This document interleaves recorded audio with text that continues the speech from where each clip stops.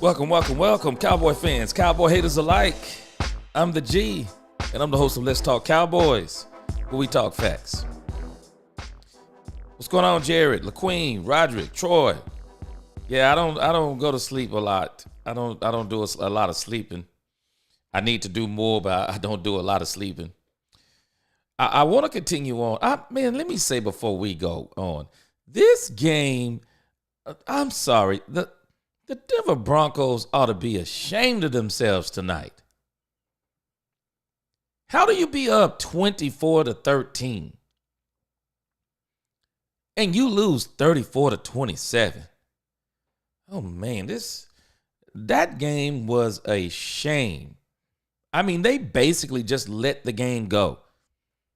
Turnovers will kill you every time. Not to mention Harbaugh is building a different type of mentality into that San Diego team. Oh, I guess it's Los Angeles now. I hate these name changes. Los Angeles Chargers.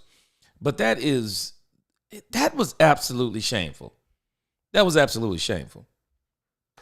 But I want to finish this discussion I was having about Micah Parsons. Because the thing that bothers me about so many people when it comes to discussions about football, a lot of times people don't understand football business. And what Micah Parsons is doing is he's playing a very smart game or a genius game. He's playing chess, not checkers, but he's also playing a very dangerous game. Micah Parsons is playing a very dangerous game. And let me tell you why he's playing a dangerous game. So, oh man, he had a heck of a comeback, Jared. And now they're going to really be talking him up because he hasn't lived up to anything anyone has said about him. So they're wanting him to live up to it, and they want to make him the face of the NFL, him and Josh Allen. That's a story for another day. Appreciate that super chat, Brother Holman. Boy, you up late tonight. You up late tonight. But yeah, they want to make Justin Herbert also the face of the NFL.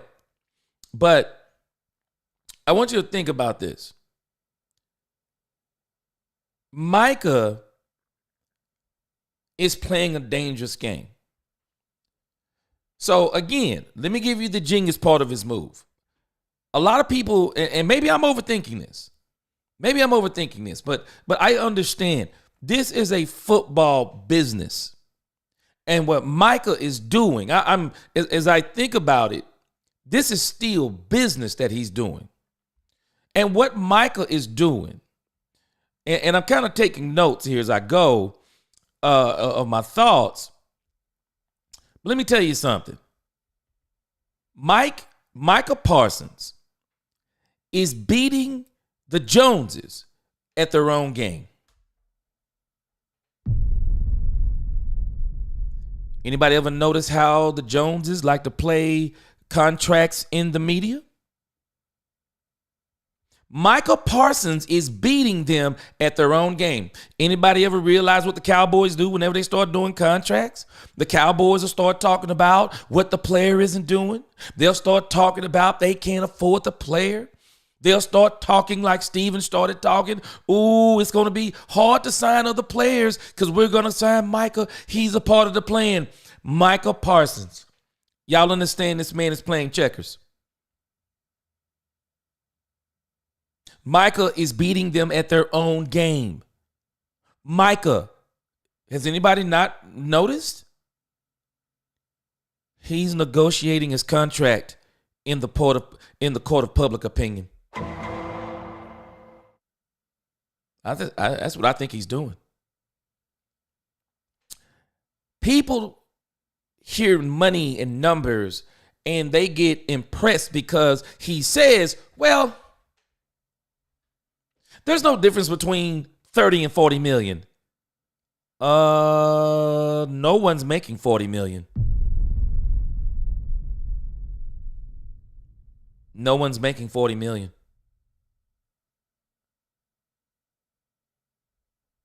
No one's making that.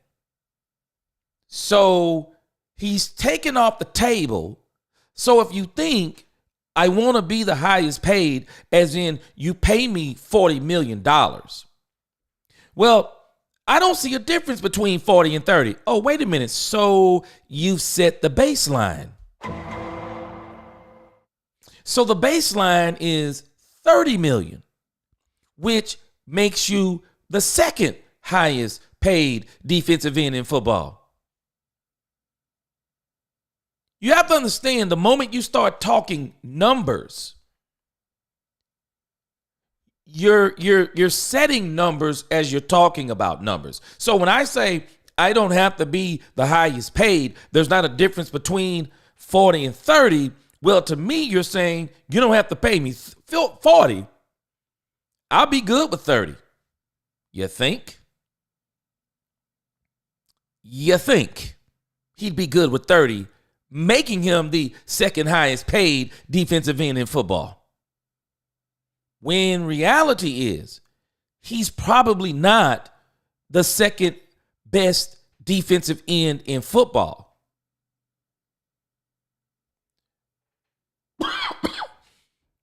Nick Bosa is probably the best defensive end in football. When I look performance-wise, I've seen Nick Bosa do it on the biggest stage. I've seen Nick Bosa do it on the big stage. I've seen him in the regular season dominate. Check. I've seen him in the playoffs dominate. Check. I've seen him in the Super Bowl dominate. Check. I continuously see Nick Bosa making big plays. The second best would probably be Myles Garrett. The second best would probably be Myles Garrett. And I'm looking at them just because of overall size and things I've seen them do. Micah Parsons probably fits somewhere in the 3, 4, 5. If you want him to be 3, you can let him be 3. But at the end of the day, the reality is Micah Parsons is probably 3. So if you pay him $30 million, you're paying him as the second best. Myles Garrett will get that extension. So if I was Dallas, I would do it before Myles Garrett. Then he'll become the third. Do it now, because a lot of people keep talking about Dak Prescott, and I'm sure a few are talking about what's going on, Freddie. A few are talking about, and what's going on, Cowboys hate Herter. I think it says hater Herter. They could have saved about $20 million had they signed Dak and CD early. Probably could have saved more. Because I believe that Dak Prescott probably would have given them some kind of discount. But because they going to prance Trey Lance all up and down through the Dallas, through the Dallas Cowboys facility, letting him play all the preseason games. Oh, okay. Better hope this experiment works. But it doesn't work. And so you pay Dak.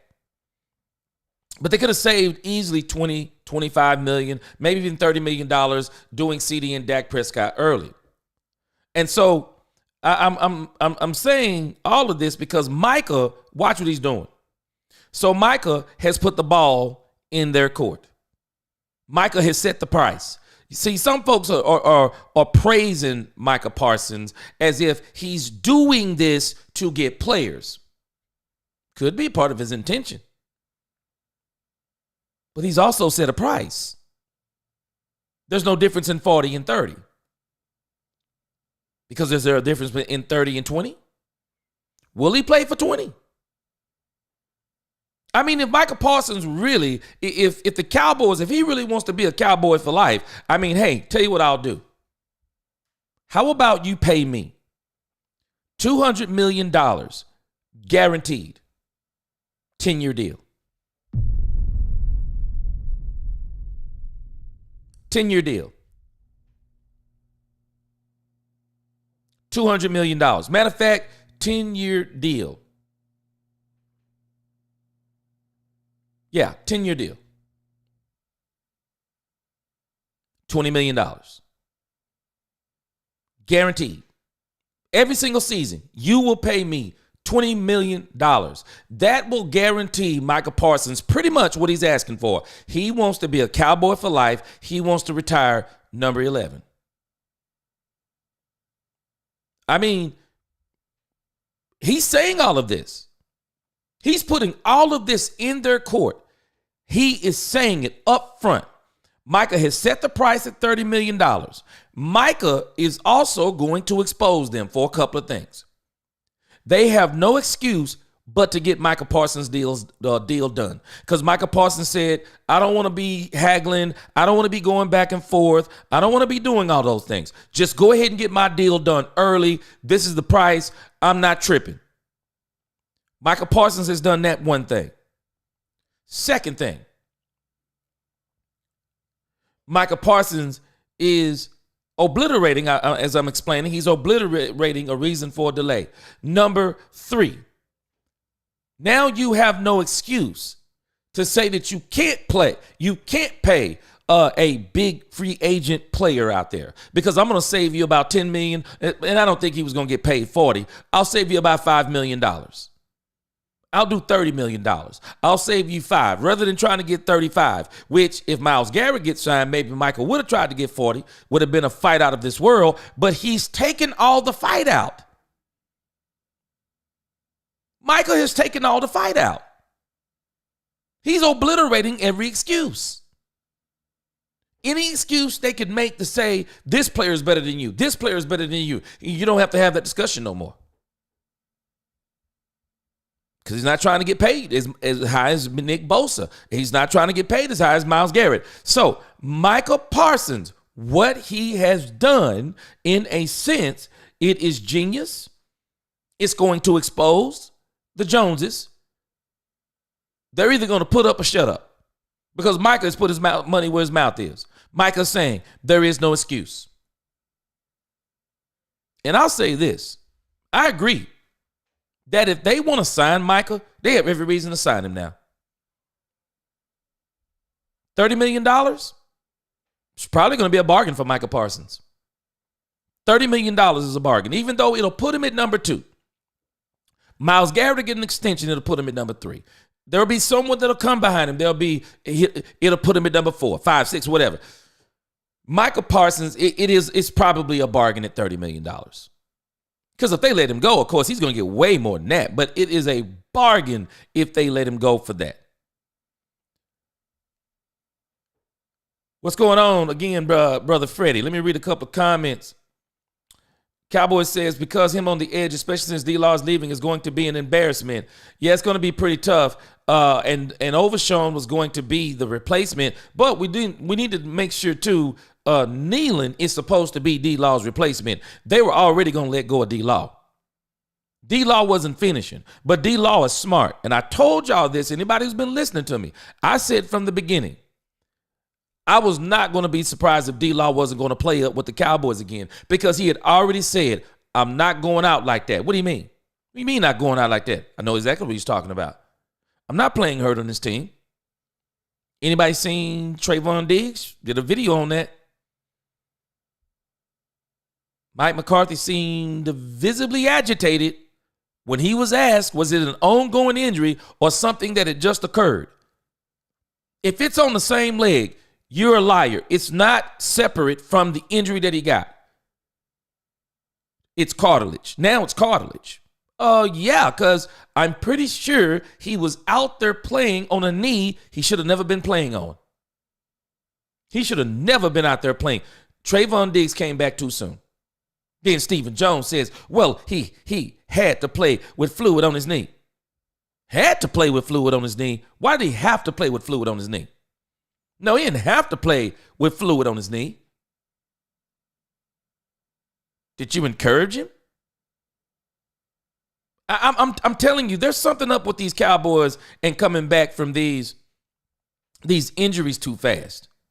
And D-Law is basically saying that I'm not coming back and play for the Cowboys. 1, they're not going anywhere. 2, I'm not going to be here next year. 3, I'm not going into the offseason injured. And then when it's time to sign, someone's saying, well, DeMarcus Lawrence is hurt. DeMarcus Lawrence can't pass a physical. Whatever the case may be. DeMarcus Lawrence said, nah, man. Nah, I'm not doing it. I am not doing it.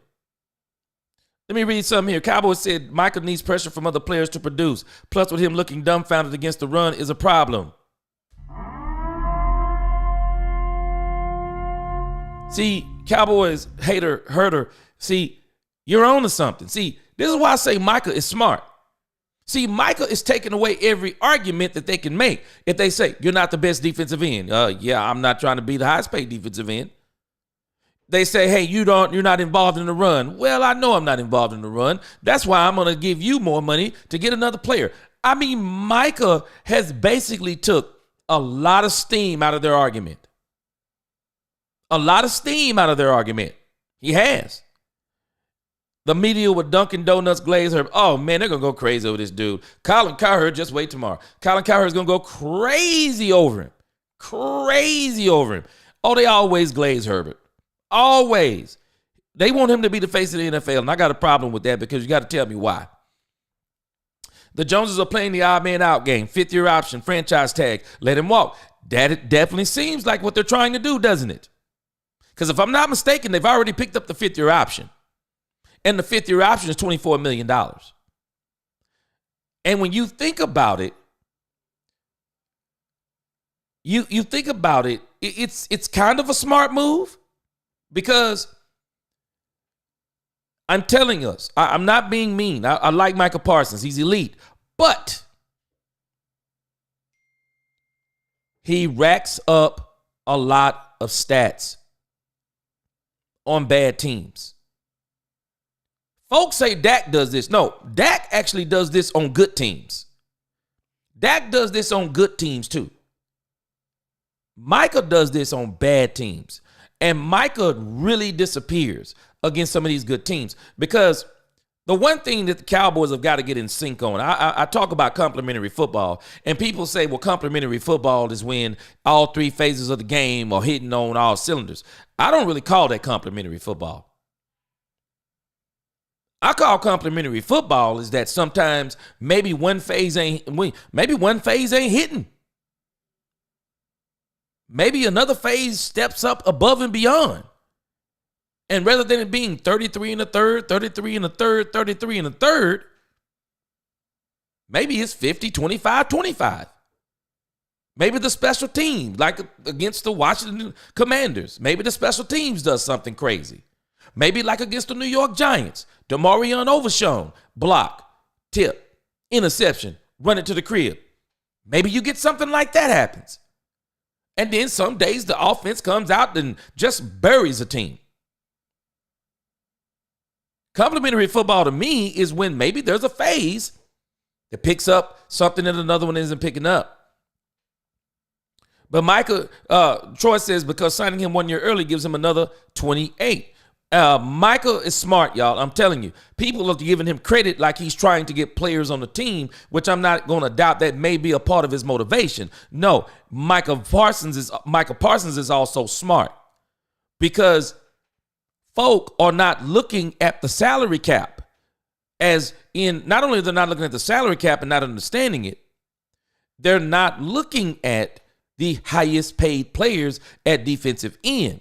And for him to say there's no difference between 30 and 40, yeah, especially when no one's getting paid that yet. Only Bosa. Only Bosa's average is what? 34. So Michael would be number 2 at 30. Now let me give us the cons to this. And this is why I say that Micah Parsons is on dangerous territory. And I think he's doing something that people have already been doing. I've been on X, and you got people saying stupid stuff. Oh, Micah Parsons, Dak Prescott, take notes to Micah Parsons. Why? The last thing Dak Prescott needs to do is take notes from Micah Parsons. It's the last thing he needs to do. You do your deal the way you want to do your deal. I'm going to do my deal the way I want to do my deal. Because, as I stated on X, Micah Parsons is doing something dangerous. You know why?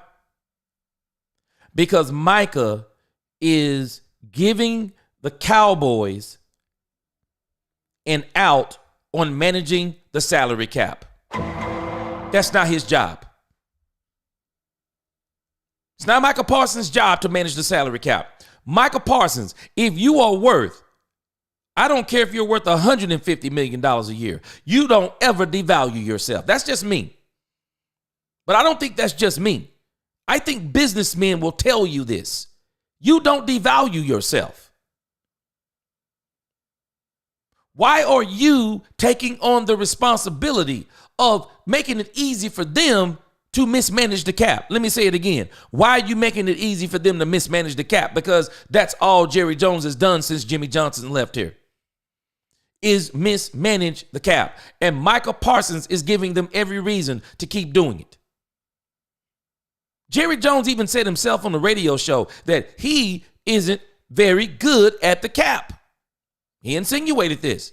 He said other teams, they seem to have mastered it. You think. The Eagles, the Lions. I mean, you can go down the line on these teams. I mean, both of those teams need to be studied. Everybody's doing it. Everybody is managing. The Baltimore Ravens, the Jacksonville Jaguars. I mean, they're all doing it. They're all paying the quarterback, and they're still paying players to be around him. We're the only team that says we can't do it. So this is the first dangerous thing that Micah's doing. Micah is giving the Joneses, he's helping them manage the salary cap. It's almost like he's trying to help them do their job. No, don't help them do their job. Revelation said, them Joneses allowing D-Law onto the star property. He probably not already cleaned his locker out. D-Law never had no plans on coming back. D-Law had no plans on coming back. D-Law was not going to play hurt for this team. And I don't think D-Law, I think we don't realize it, but DeMarcus Lawrence let us in on some things with the Cowboys. There's a new Netflix special with Jerry Jones. And I'm thinking it's coming out maybe next season or something like that. And one of the things that Jerry Jones says on the commercial is being the owner of the Dallas Cowboys is a drama 365 days a year. Who makes it like that? You created that. You created that. Kitty Boy, appreciate that super chat. Y'all might not realize what D-Law was saying last year after that playoff loss. D-Law just basically said something that nobody else wants to say. He's saying, I was mentally tired of this stuff. And you had some players coming out saying they didn't know what he was talking about. Gilly, for example, Stephon Gilmore said he didn't agree. But Gilmore doesn't understand something. No, see, Gilly, this is your first and only year. You haven't been here like DeMarcus Lawrence. You haven't been through contract negotiations like DeMarcus Lawrence. You hadn't been here. I understand what Gilly was saying, but Gilly had only been in this mess 1 year. But Gilly also got to see firsthand they didn't bring him back. He left it out there on the field, man. This man separated the shoulder and still played.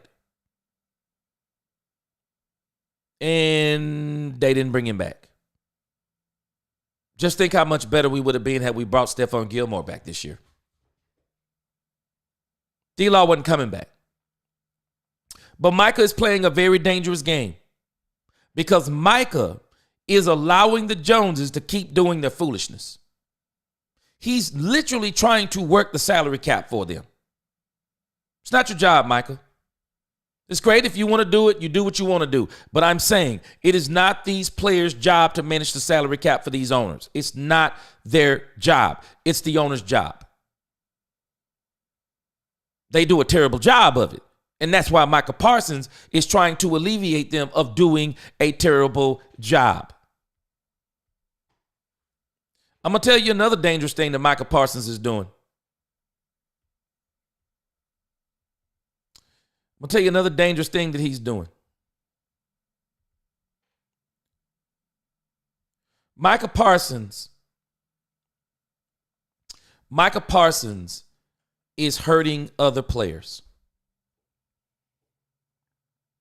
And the reason why I say he's hurting other players is because when you get a person like Micah Parsons doing what he's doing and the way he's saying things like, well, if you want to have players around you, you have to take a pay cut.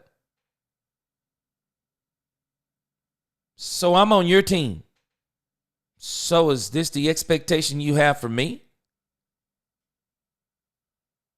So do you expect me to take a pay cut to keep you on the team, Micah Parsons?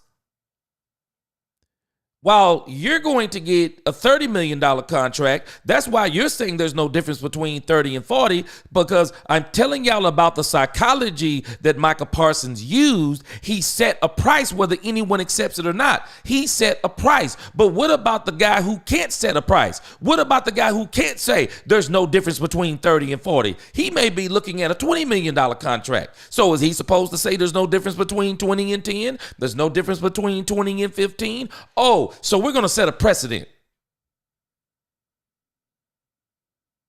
So we're going to set a precedent that the superstars on this team, they give discounts so that the other players can be signed. Miss me. I don't want to be on that team.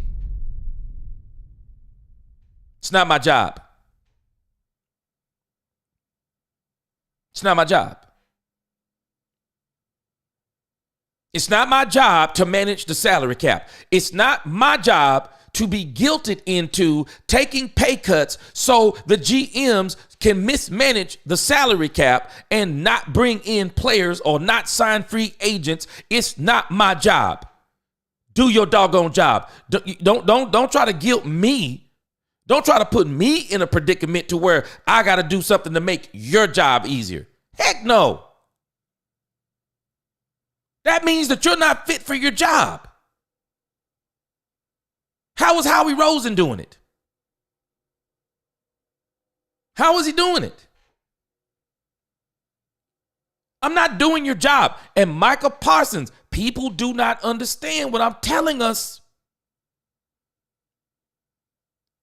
But you don't want to set this precedent, because as a leader of the team, I want you to hear something that Dak Prescott said. Kitty Boy said the Cowboys mismanage the salary cap and injured players all the time. So why is Micah Parsons, why is he going to get in on this and start helping them do it? Jared said, Jerry Jones infected our fans with stupidity. Part of why Dak Prescott gets his false choking label is because he, quote unquote, can't do more with less. And this is what Jerry does. And that's why Micah, you notice what Micah Parsons is doing? He don't want to deal with that. He don't want to deal with all that stuff when the Cowboys, because anyone who lives in the DFW area, anyone who lives around here knows the Joneses, every time a contract play comes up, what do? They get in the court of public opinion and they start burying those players. All of a sudden, allegations will come out of nowhere. All of a sudden, like when they wanted to get rid of Amari Cooper. Oh, well, he disappears in games. How that working out? You went from, quote unquote, one wide receiver disappearing in the games to all the wide receivers disappearing in the games. Man, I'm telling you, I can't even imagine Amari Cooper being here in 2023 against the Green Bay Packers. Against the NFL last year, the NFC last year, Amari Cooper and CD Lamb playing like he played last year. Man, they'd have tore the league up. Jared says, when fans and media say stuff like that, do they actually know what they're talking about? And they don't. They don't understand football business. And the Joneses count on it. They count on it. And this is what Micah Parsons is doing. It's genius on one side, but it's detrimental on another side. One, you're helping them with foolishness. You're helping them mismanage the cap. Number two, You're supposed to be a leader on the team, Micah Parsons. Are you for the team and the players, or are you for the management? Because by the thing you're doing, you're thinking you're doing this for the team, but everything you're saying, you're doing it for the management. You keep calling Jerry Jones your dog. You keep talking about you're going to get a Super Bowl for Jerry Jones. That's actually quarterback talk, and quarterbacks don't even talk like that. You can't get nothing for this team, because you don't get to make that kind of impact. You know why? One, you don't even get the ball in your hand. The only way you get the ball in your hand is a strip sack fumble. You recover it, pick it up, run it in the crib, or you get an interception. And we know how rare both of those are. How rare both of those are. You don't get to say that. I mean, you can say it, but it doesn't make sense. Because that means you'd have to be so dominant against every single team that you're basically unstoppable and unblockable. And so when Micah's saying this stuff, again, he's setting a dangerous precedent. Because now, if you're not careful, see, this is why you got to be careful as a leader. People don't remember. Dak Prescott said this. He owed it to all the players that come after him as it pertained to his contract. Dak was saying something. I'm not doing a Tom Brady. Somebody brought up Tom Brady today, and I'm glad you did, because I already had him on my list. See, Tom Brady did a lot of quarterbacks a disservice during his tenure. He did a lot of quarterbacks a disservice. Because there were teams that wanted their quarterback to do what Tom Brady was doing. They wanted their quarterback to do what Tom Brady was doing. Paul tells us in the Bible, see, Paul refused pay from certain congregations. Because Paul liked to brag in that, in a sense, he was saying. He also didn't want to be a burden, but he also didn't want certain congregations to think they owned him. Like the church at Corinth. He didn't want anything from them because they were unspiritual, they were carnal. But he also came back and said, but the laborer is worthy of his pay. Don't muzzle the ox that tread the corn. He was saying, just because I made a choice not to get paid, that does not go for every preacher out there, because the preachers, they are the laborers, they're laboring in the gospel, and they are worthy of their pay. Micah Parsons needs to be very careful. Because he will be, if he's not understanding or if he's not careful, him saying he's the leader, then you got to ask yourself as a leader, do I want to set a precedent where the players on this team feel like they have to give a discount on this team so we can have all the players that we want? Well, other teams are doing it. So why are you trying to play both? This is the issue with Micah. Stop trying to play GM. Stop trying to play GM. But if you're going to make moves like this, if you're going to say things like this, hey man, I don't want other players to do this. I don't want other players to do this. This is something that I'm doing because I got this amount of money, whatever the case is. But I don't expect other players to do this. See, the Cowboys have set another precedent. Y'all ready? You don't believe me? The Cowboys have also set a precedent that players on this team come back early and play hurt.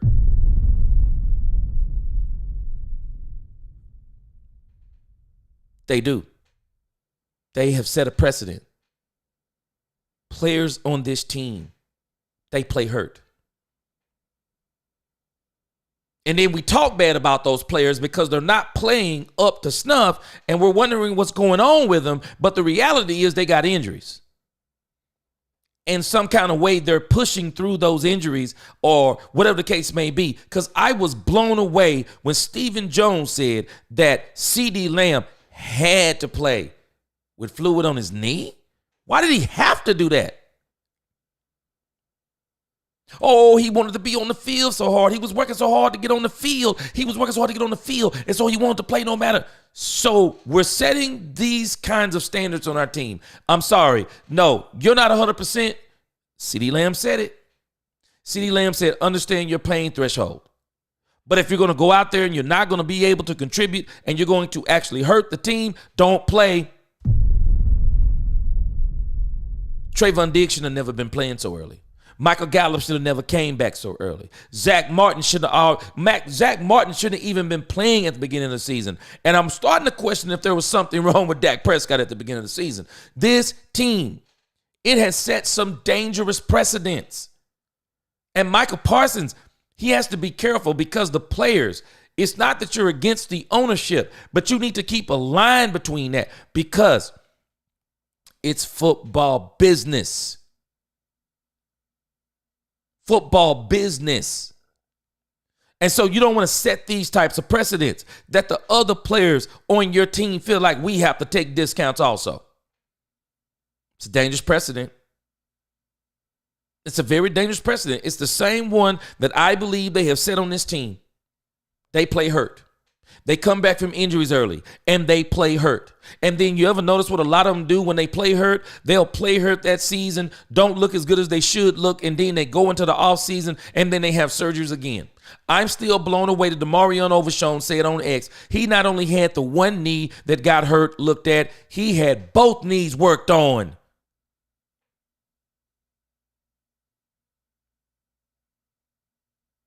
You may need to sit down until you get all of that right. Jay Army said the Cowboys could be facing the Bucs without Baker Mayfield. I heard today they said he has a knee injury and didn't practice. We might be able to win against their back up. Hopefully Washington loses. No, Baker's going to play. Baker Mayfield's going to play. I will be absolutely shocked, Jay Army, if he doesn't play. And the reason why I'll be shocked is because Baker Mayfield puts pressure on himself. This dude is a dog. Baker Mayfield is an absolute dog. He's looking forward to playing the Cowboys. I'm pretty sure he is. But I also saw the same news on Baker Mayfield in the knee.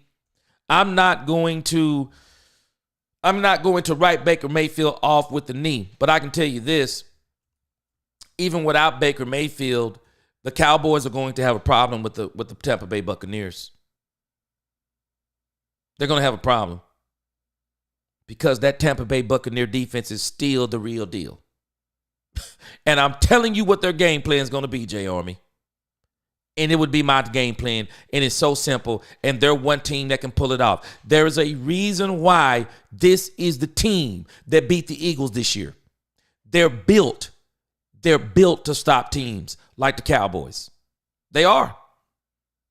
They're built to stop teams like us. I will not be surprised, one, if Baker Mayfield plays. I will not be surprised. But if he doesn't, it still doesn't guarantee us a win because their defense is still really good. They have got to be, or they're going to be the most, at this point, other than the Eagles, I'll say. The Bucs, in this little stint with Cooper Rush, they're the most balanced team the Cowboys have seen. They haven't seen a team this balanced other than the Eagles in this run. The Texans aren't as balanced on offense and defense. Cincinnati, we saw them. They were terrible on offense. Defense, and had a top offense. New York Giants, they're kind of terrible all the way around. Carolina, they kind of terrible all the way around. So this is really going to be one of the best teams that this team has seen. And I'm telling you, Baker got dog in him, bro. I'm just not going to count Baker Mayfield out as not playing until someone says he's not playing. No, he's going to get up for this game. He is. Jared says, in fact, fans using team, as well. Yeah, they don't know what the word actually means in totality. Cowboy says, can see Michael being a draft day trade if he keeps trying to flex on Jerry and Steven. Man, he just like him, though. Cowboys hater herder. He just like him. They're getting a dose of their own medicine. He's just like him. He does everything in the media. And I think there's another issue going on with Micah Parsons, too. Y'all better put this in your Rolodex. I think there's another reason why. And see, I mentioned this earlier in the season and nobody probably thought about it. Nobody remembered it. But I said something. One, they must be paying Micah Parsons pretty good on that podcast. Two, if I was Jerry Jones, when I signed Micah Parsons, I would sign him with the understanding is your podcast has to stop. We're now paying you enough money.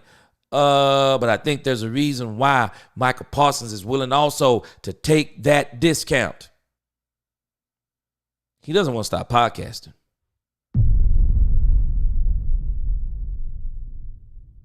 He doesn't want to stop. This is what we're going to be with Micah. This is what we're going to have to accept with Micah Parsons the whole time he's here. All the talking. We're going to have to, that's Micah Parsons, all the talking. That's all he's going to do. He's going to play well against certain teams especially, but he's also going to always do a lot of talking. Always be emotional. Always saying things that other men are going to have to answer for. Micah Parsons is going to always do that. And I'm telling you, taking a discount. He is saying, I'm going to continue to do my podcast. I'm going to read a couple more comments in just a second, but I'll tell you another reason why Micah Parsons is playing a dangerous game. Micah is trusting, and this is why no one does what Micah is doing. Even Tom Brady got tired of doing it. Tom Brady got tired of doing it because Tom Brady started realizing something. Hold on a second. I'm playing below quarterback money. Where are the players? Where are the players? Where are the offensive weapons? This is one of the reasons why a lot of teams don't want to fool with Bill Belichick, because Bill Belichick is not as good with player personnel as people think he is. This is why after Brady, we saw that whole thing crumble. Because he's not as good with personnel as he did. See, Brady was affording him a whole lot of leeway. See, we'll give Bill some credit for those first few teams. But even those teams, I want you to think about some of them, those things are laid in place as Mike takes over. As Bill takes over. Bill does do some things as far as getting some pieces. Bill helps with the defense part. They kind of lucked up on Tom Brady. I don't think they ever thought he was going to be what he was. But when the seesaw flipped from defensive Super Bowls to offensive Super Bowls, it was Tom. The guy Gronkowski, it was Tom and Gronkowski and all these other little players they were able to put around him, like Edelman and all those things. But eventually, we saw that it started to wear down towards the end. And we saw where Bill, he wanted to pull, he wanted to move on from Brady early on when they had Garoppolo. I wonder if Brady looks back sometime and says, I probably should have left early.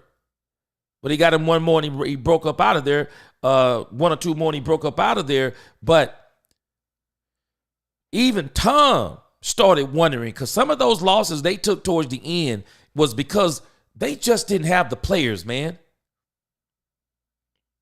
Bill got terrible with the player personnel. And Tom got tired of it. And I'm saying all that to say, Michael is playing a dangerous game because Michael, while he's trying to say, I'll take a discount for you to play in free agency, so you're saying you trust the Joneses to play in free agency. So what if they don't? What if they sign you early? What if they do say, Michael, we're going to give you $25 million, and they still refuse to do anything in free agency? What do you do then? What do you do? Because you can't play these types of games with a GM. You can't say, I tell you what, I'll take a discount if you promise me you'll play in free agency. Are you going to get that in writing? Because I can tell you, I'm not the smartest crayon in the box, but I can tell you that no GM, no ownership, they're not going to sign those types of contracts, and they're not going to make you any promises that if you give them a discount, they promise they'll use the money and get a player. Because here's the next question. So you're not only trusting them to play in free agency, who's to say they play in free agency the way that you want? You give them a $10 million discount and they go out and get a $1 million player. Do you get some say-so in the player? Do you get some say-so?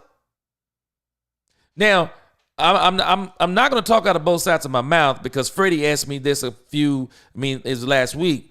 But Micah Parsons is saying this, but I was saying it before Micah Parsons said it on his podcast this week. I said something is telling me that the Joneses are going to do something this year that they haven't done before. I think they're going to go get a couple of players in free agency. I will not be surprised if they get one player in free agency and they maybe make one big trade. I'm not going to be surprised if they do it. I was already saying that. Micah Parsons is saying it now. But my issue with Micah Parsons is, but don't give them a discount because you want them to do that, or you think you can force them to do that, because at the end of the day, Micah Parsons is a shrewd operator. He's always talking about players he wants in the draft, players he want to get, he wants the Cowboys to get in a trade. Well, they're not going to do what you want them to do. I think all of these things that Micah is doing, I just wonder, who are his advisors, or is he just the type of person that doesn't listen to anybody? Because I just got a hard time believing that people are around him that are smart, that are saying, do this stuff. Troy said, you realize not drafting Randy Moss is where this mismanagement of the salary cap stole. Oh, I remember that. Yes, I remember that. He said, Cowboy Hater Herder says, for starters, Howie is doing it by not having to deal with diva players. Okay. Howie, well, I will say, does have one diva player. A.J. Brown is showing himself to be a diva at times. Cowboy Haters Herder, yep, straight to 105.3 The Fan. Man, I'm telling you, they do a lot of negotiating out there on 105.3 The Fan and in public opinion. So Micah Parsons is doing the same thing they do. He's playing the same game. Oh, okay, Steven, you want to start talking about crazy stuff like you're just going to be tight and you want to insinuate trades and give these, these little dangling sentences and dangling thoughts to make people think. Micah's saying, okay, I'm going to say something that's going to make people think. You have no reason not to sign me early. I'm telling you, Micah is playing chess on one side, but on the other side, when I look at the cons, he's also setting some dangerous precedents. Because I brought this up before these guys even started talking about it. I talked about this because he first said it in the ESPN interview, and people are just now reporting it like it's brand new. No, I talked about this last week. Micah took a dig at Dak Prescott. And Micah acts like he's a part of the media. That's the part that's really crazy to me, which he is. I guess he's got a podcast. You know what they say? Who is they? Y'all ever heard somebody say that's what they say and you like, well, who is they? Because is that you or is that they? That's the part I'm wondering. Because you're repeating what they say. So are you a part of they or is it you? You know what they say. If you're the highest paid, you don't have the players around you. That was one of the most disingenuous things that Micah Parsons said, and I don't care who it makes mad. I still have a problem with it. Because other people are doing it. Jerry Jones even admitted it. Other people are doing it. He's not doing it right. There are other people doing it right. They're making their quarterback. At once upon a time, all these teams we're watching, their quarterback was the highest paid. Lamar Jackson. Oh, they only went out and got Derrick Henry. Only went out and got him another wide receiver. I mean, they keep doing things to try to put pieces around Lamar Jackson. Why? Because he only has 2 playoff wins. And they're saying something, even with all of his razzle-dazzle Madden talent. I mean, it's like he's a human video game. Well, it's not the same in the playoffs. And they're saying, we got to find a way to take some things off of Lamar Jackson's plate. Only in Dallas do they say you have to do more with less. And Micah Parsons is thinking that by what he's doing, it seems like to me he's trying to take a dig at Dak. He's trying to take the leadership of the team. But I'll tell you up front, I would be looking at him crazy. And this is why DeMarcus Lawrence told him early in the season to shut the F up. Because Micah Parsons does a whole lot of talking. Man, sometimes you got to learn when to be quiet. And he's doing something, because y'all got to tell me, why couldn't Micah Parsons do this behind closed doors? Why couldn't he just tell Jerry Jones and Stephen Jones this through his agent and not say nothing in the media about contracts? When they said your Dak Prescott was the highest paid player in the NFL, he should have said, you know what, I'm happy for him. I'm happy for him. I'm not going to tell you whether or not it's important. See, the Bible says something so perfectly. A fool, only a fool, tells his whole heart. You're not going to ask me, well, you can. Is it important to you to be the highest paid player in the league or in your position?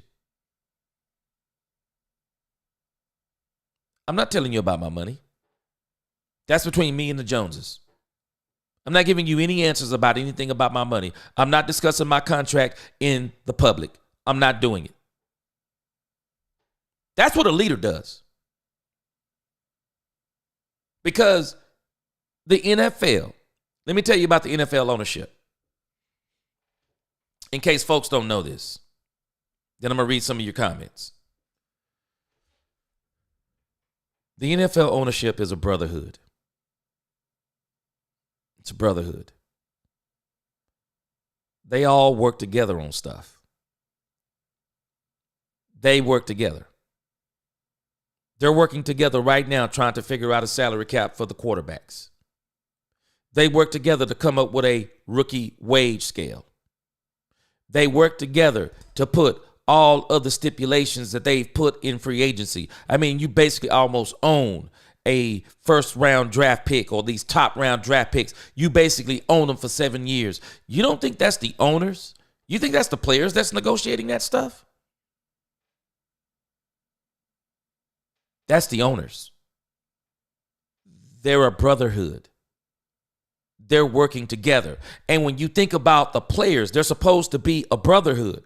I mean, even the Players Association should be calling Micah Parsons, saying something to him like, hey, man, you know what? You know, what you're doing is not cool. What do you mean what I'm doing not cool? Because you're taking a discount. Do you not understand the pressure that you're now putting on all the players on your team, all the players that play your position, players on other teams? It's supposed to be a brotherhood. It's not their job to be doing things so that the team can do things that the team is supposed to figure out how to do. The front office is supposed to figure out how to do that stuff. It is not for them to do it. It is not. Revelation said Micah Parsons sounded more and more like Stephen from the movie Django. Django Unchained. For real. For real, he is. I know people may not be understanding what I'm telling you. Some people think maybe I'm hating on him. No, I'm not hating on Micah Parsons, but he speaks like a very immature person. Bro, why are you turning against your own agent? I know my agent may be mad at me. Maybe his agent is in on this. Because I'm telling you, I haven't heard anybody talk about this from the perspective that I'm talking about it. You got to think about what Micah Parsons is doing. I mean, what he did. I mean, when it comes to himself and getting paid, when he says there's no difference between 40 and 30. So you're telling me you want $30 million.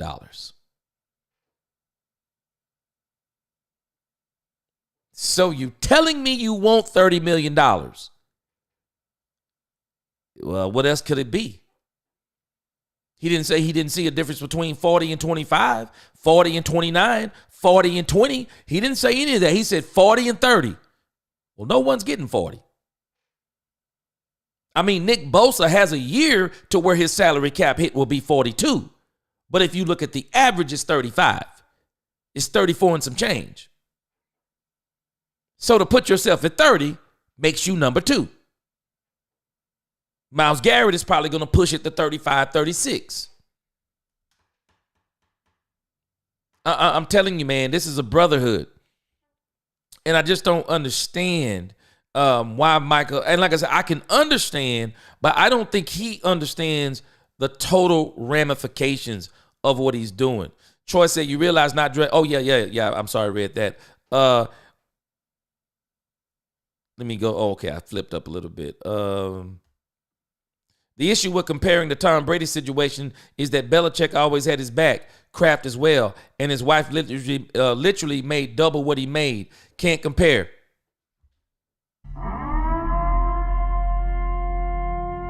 And a lot of people knew stuff like that.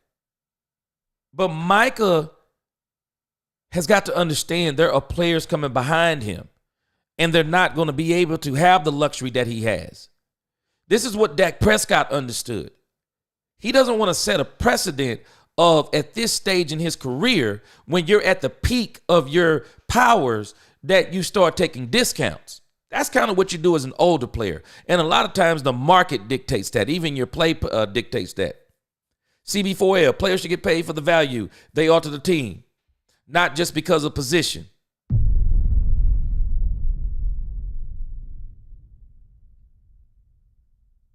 Yep. I just wonder if Micah Parsons' conversation would be the same if he was number 1 in every statistical category. I wonder, would it be the same if he was dominating in big games? I wonder, would it be the same? But I'm telling you, when you look at what he did inside of this, he really took away a lot of arguments. Because by saying he doesn't want to be the highest paid, a lot of people look at that as being noble. But I'm thinking in business terms. Oh, okay. I see what you're doing.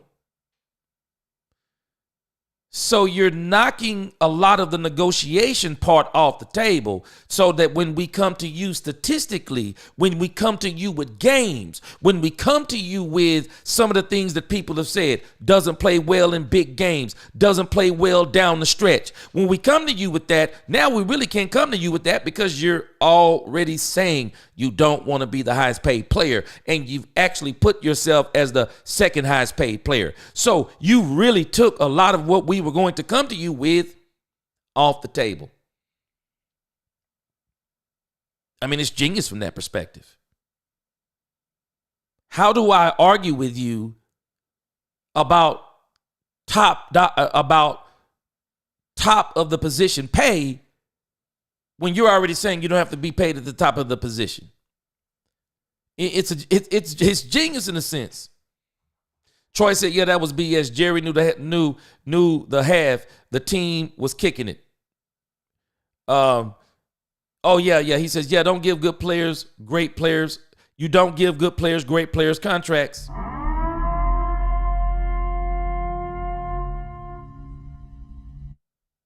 Michael is doing some crazy stuff and people do not understand it. Marlon says it's better to be underpaid and not play your deal rather than being overpaid and having the media and fans on your butt about living up to the deal. Marlon Brando, I'm going to tell you something. You're entitled to your own opinion. I'm not built like that. Give a doggone what the media and the fans say. I'm not built like that. I'm not basing what I'm taking based on what people are saying. My father-in-law taught me something a long time ago. They're going to talk about you they're going to talk about you whether you do it right or do it wrong. So you might as well do it right. I don't care about nobody talking. They're going to talk about you if you're underpaid. No, I'm going to take what I'm worth. And I hope you never devalue yourself. You or anybody else. I hope you never devalue yourself. You are worth your performance. You're worth it. You're worth your performance. You're worth your skill. You're worth what you can do. And what Dak Prescott does, a lot of us don't think like this. But what Dak Prescott does, do you realize there's only so many men in the world who can actually do it? Do we not know how many players go to college and never make it to the level that Dak Prescott has made it to? Never achieve the numbers? How many quarterbacks don't even get all-pro recognition? Don't ever get mentioned in the MVP? Don't ever sniff playoff games, wins? No. Dak deserved what he got. Dak deserved what he got.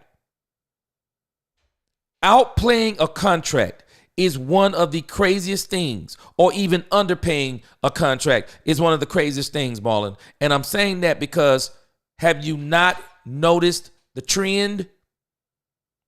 All the teams are doing it. They're not saying what the Cowboys are saying. They're not saying do more with less. They're not saying those things. No, they're paying those quarterbacks. And I'm telling you, let's go to the proof. The proof is in the pudding. And I can tell you right now, these quarterbacks are not outplaying these contracts. You know how I know? Has Justin Herbert outplayed his contract? He don't get nothing but praise, and he's done absolutely nothing. We keep grading this man on the potential scale. I don't think I've seen quarterbacks. I don't know of another quarterback that has been graded like Justin Herbert. What scale are we grading him on? What scale? It's amazing, though, when we're talking about Justin Herbert. Oh, he just ain't got the players. Oh, he just don't have the offensive coordinator. Oh, he just don't have the coach.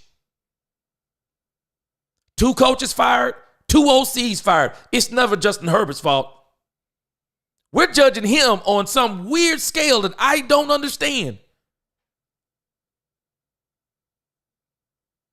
He gets paid. Nobody blinks. He's done nothing to deserve that pay.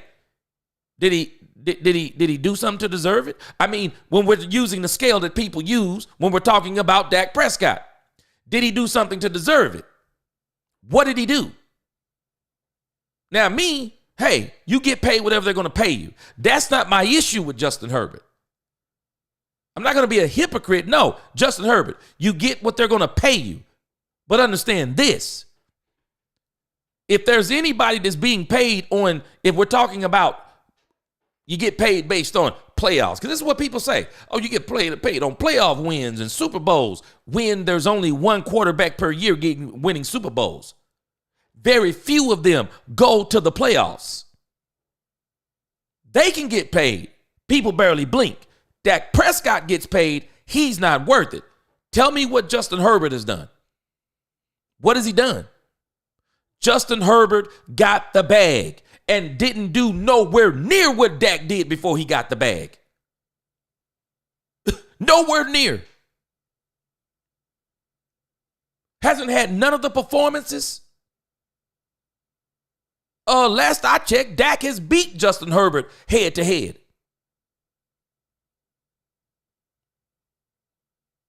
Didn't do none of the stuff Dak Prescott has done. Nobody blinks. Justin Herbert, he'll be a hero tomorrow. I watched the game. Played a really good game. You know the difference is, though? He got players around him. Because nobody is doing the dumb stuff the Cowboys are doing. They put players around these players that they pay. But we are the ones, our franchise, brainwashes 15 to 25% of the fan base, and they think the reason why the Cowboys have not signed players is because Dak Prescott got paid the highest paid contract in the league when that contract don't even kick in until next season.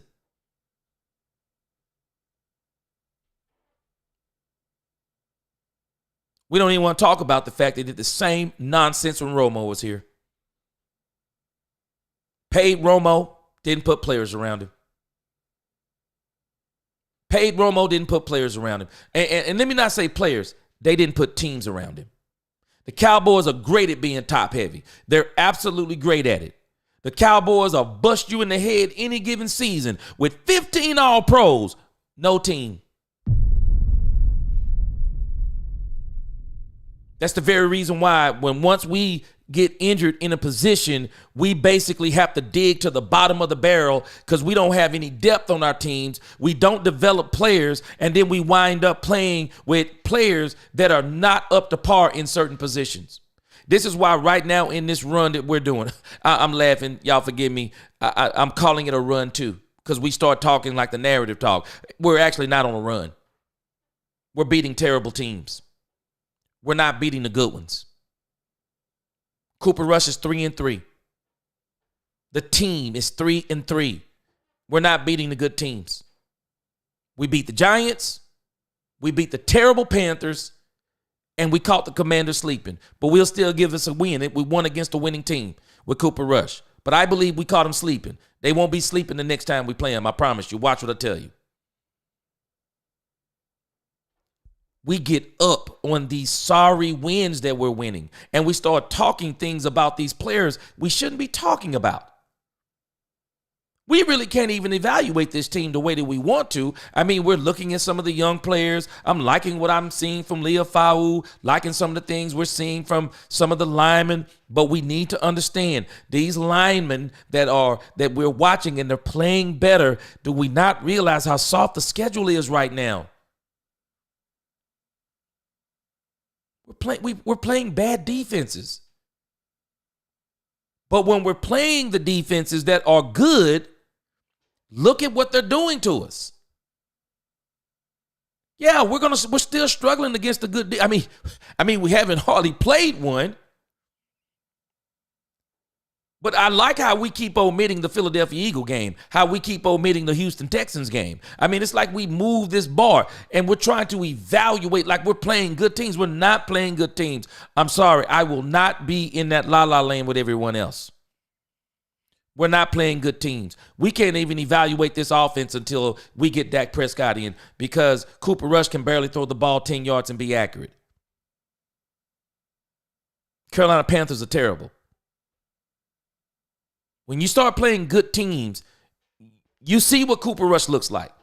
We see what the rest of the team looks like. That's where we need to really be making some true evaluations because I'm telling us we're going to cheer the Joneses into doing more foolishness. I don't want to cheer the Joneses into doing more foolishness. I don't. J. Army said, I'm kind of a fan of the Bucs, mainly because of Baker. I love his story. He fell off, then the Bucs resurrected his career, and he has done nothing but shine. I'm also a fan of Bucky Irvin, a good back. Oh, yeah. They got some good stories going.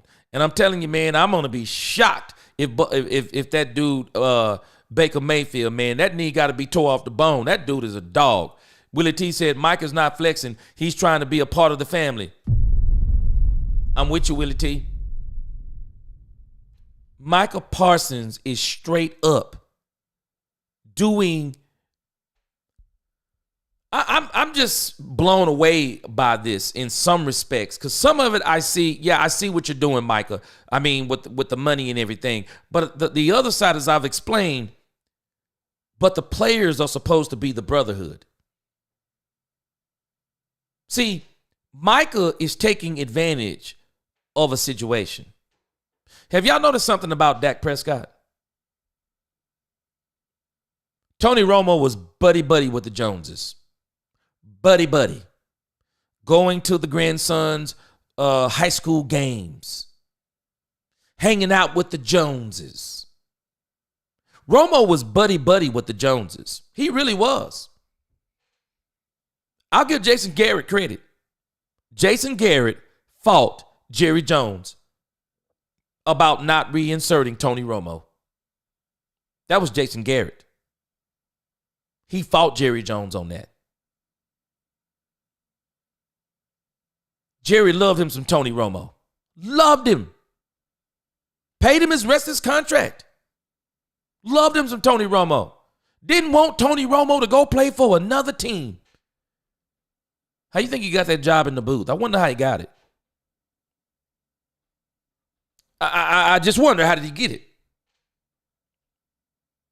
I wonder if Jerry Jones had a little something to do with it, because it's strange to me. You saw Witten in the booth. You saw Romo in the booth. Of course, we got Aikman in the booth. I mean, it's strange to me.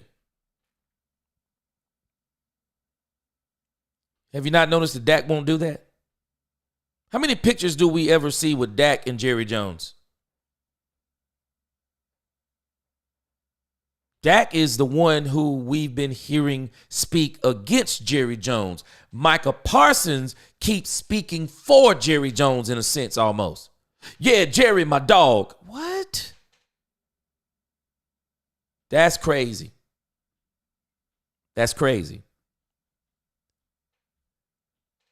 Shenard Madri says, so we bring back Justin Rogers. Okay, update me on Justin Rogers.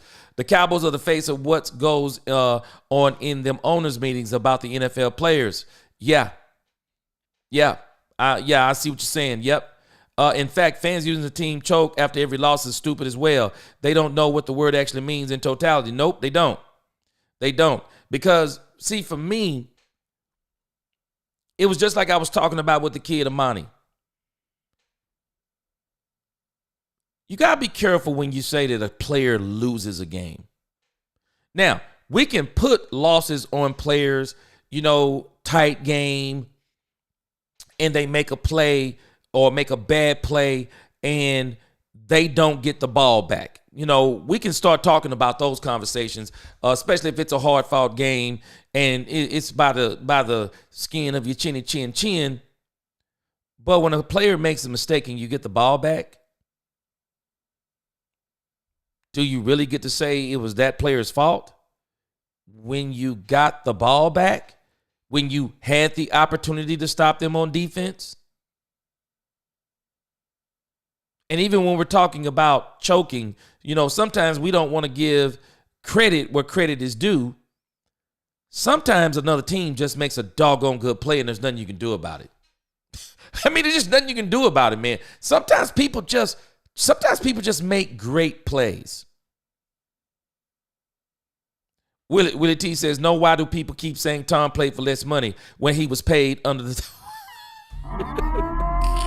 Willie T said Tom was paid under the table. Well, I'll tell you this, Willie T, I don't know about under the table. It's strange to me, the contract that he got when he went to Fox. Making more money broadcasting than he did playing. Belichick is who gave Brady all those elite defenses, so Belichick has got to get his fair share of the credit. Yeah, those the first 3 Super Bowls were defense. What happened is, towards the end, they started being offense. Yeah, they always say, yeah, that's the narrative. A choke is someone who fails to do something due to nervousness. Okay, I can kind of go with that.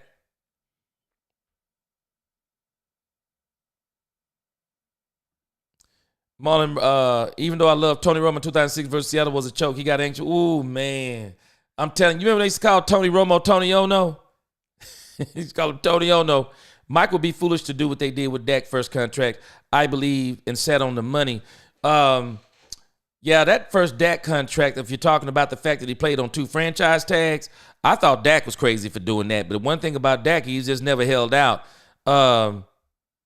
CB4L said Cowboys not going to be a big player in free agency. Tampa only team that won because of free agency. And I really think that Micah And you notice what Micah is doing, how he's playing the Joneses. And I'm pretty sure they're probably offended by what he's doing. Because he's not just saying he'll take less money.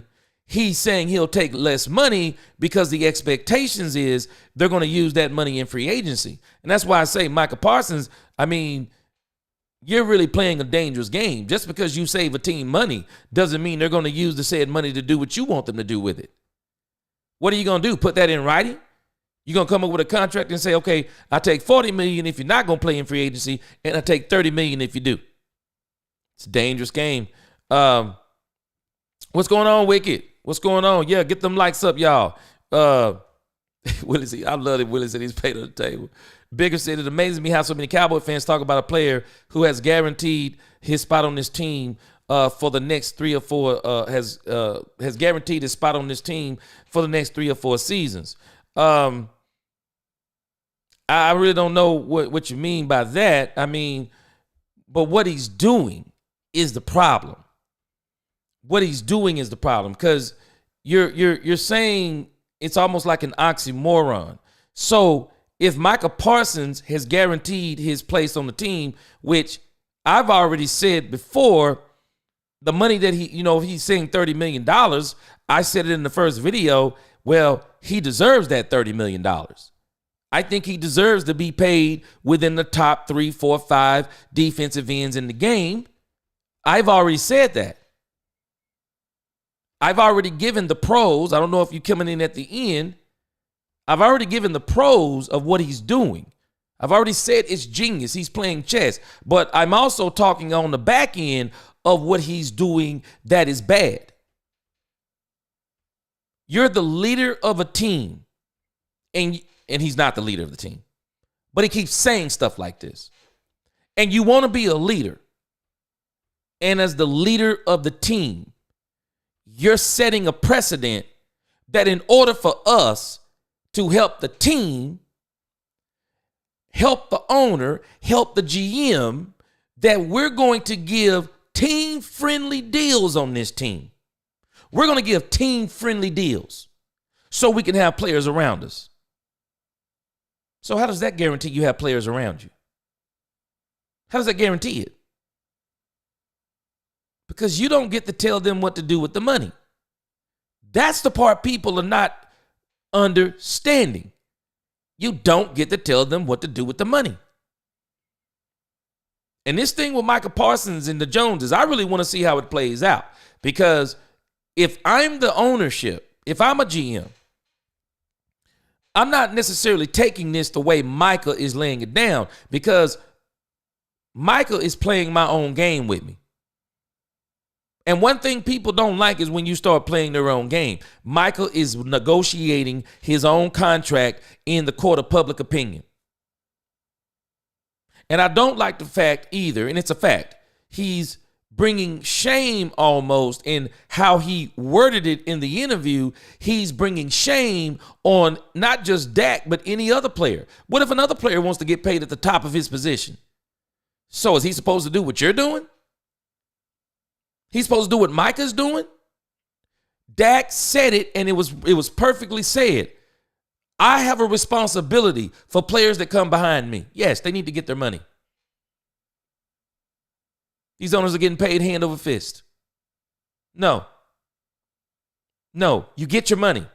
It's their job to manage the salary cap. You don't do nothing for them as it applies to the salary cap. It's their job to sign the players, not yours, Michael. Not yours. Any other player, it is not your job. It's not your job. You go and get your agent to negotiate whatever deal you want, and don't be out here standing in the spotlight talking about, yeah, man, I gave the team a discount so we could sign. No, you don't even say all that stuff. It's not their business. Because you need to be encouraging your own teammates. Hey, man, you get your money. You can walk out there on that field tomorrow and never play again. You can step out there tomorrow and play a game and never walk again. These guys aren't just playing. A lot of these guys, they're not just playing for themselves. They're playing for the family. They're playing for the children and their children's children. You get the opportunity of a lifetime when you're playing professional football. Man, you get to set your family up for life if possible. No, you don't do this type of stuff. And I'm just shocked that the Players Association aren't saying things like this, because this is what the Players Association is about. The players. Micah is acting like he's with the Joneses. Wilson said, I believe the Cowboys knew Diggs was not 100%. Did a video on it yesterday. I said the same thing and knew there was a possibility to re-injure his knee, so they can't re-sign him due to injury. It's crazy. It's absolutely crazy. Now, he's got a guaranteed part of that contract now because of the injury. But Trayvon Diggs is exactly what I'm talking about. You know, you get your money. You never know what kind of injury you could get. Michael Gallup got his money. You never know what kind of injury you could get. No, I'm not giving you, it's not the team's job. It's not the player's job to give team-friendly deals. It's not their job to do that stuff. And we don't want to set precedents like that.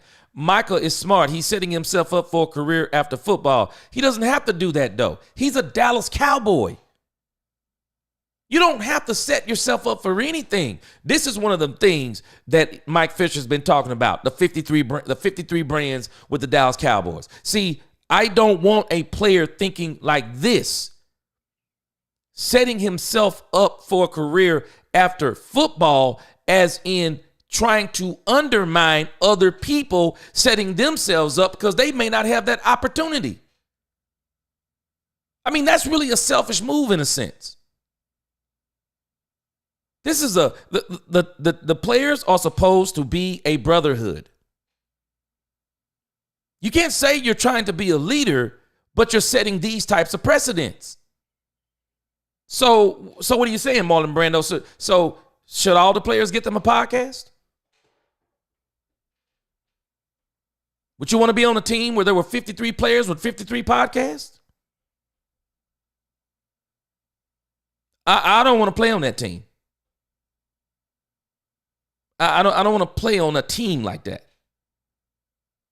And I would be very aggravated because one of the players spoke up last year, his locker mate. He was very aggravated with the fact that Micah does so much doggone talking out there in the media.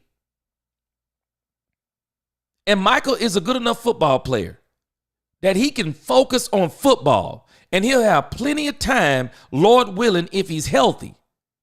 He'll have plenty of time to set himself up off the field. But he can set himself up off the field by doing what he's doing on the field. But this is the problem with this new NFL. It's about brand building. Guys building brands. Guys want to come in and the football thing is really not their main thing anymore. They want to build brands because they want to make money in so many different ways. But the reality is, and what I find to be so strange, is that Micah Parsons is doing all of this. You're saying he's trying to set himself up after football. Well, Dak Prescott did that before he even signed this second deal. Dak Prescott, because he's a Dallas Cowboy. Dak Prescott was shooting commercials all over the place, all kinds of advertisement deals. Dak don't need no podcast. I guarantee you, Dak Prescott turns down so many interviews. Netflix offered Dak Prescott a huge deal. He turned it down. He turned it down. You're a Dallas Cowboy. If you're a good playing Dallas Cowboy, look at how many of them are in the media already. They didn't do any of this stuff. They're all out there doing stuff. Just being a Dallas Cowboy and being successful, you can do a lot of this stuff. Micah Parsons and Trayvon Diggs said that Dak Prescott isn't a top 10 quarterback, and Shady McCoy literally the same day vehemently agreed and started hate trolling Dak Prescott again. And I guess in what they say, and I guess in what they didn't say, they said. And that's one of the problems that I have with this team too. They're not, and see, A lot of people think they play better. They say, oh, they play better with Cooper Rush. No, they don't play better for Cooper Rush. I think they play better for themselves. Some of them do. Because the only thing that Micah Parsons has been doing since Dak has been out is trying to get the spotlight, talking about he's the leader of the team. But everything he's doing is showing he's not the leader of the team. Micah doesn't want the fans to come at him for getting paid and not winning a Super Bowl. Willie T, he's already shown. He cares what people think. That's not a leader. That's just not a leader. That's a people pleaser. That's not a leader.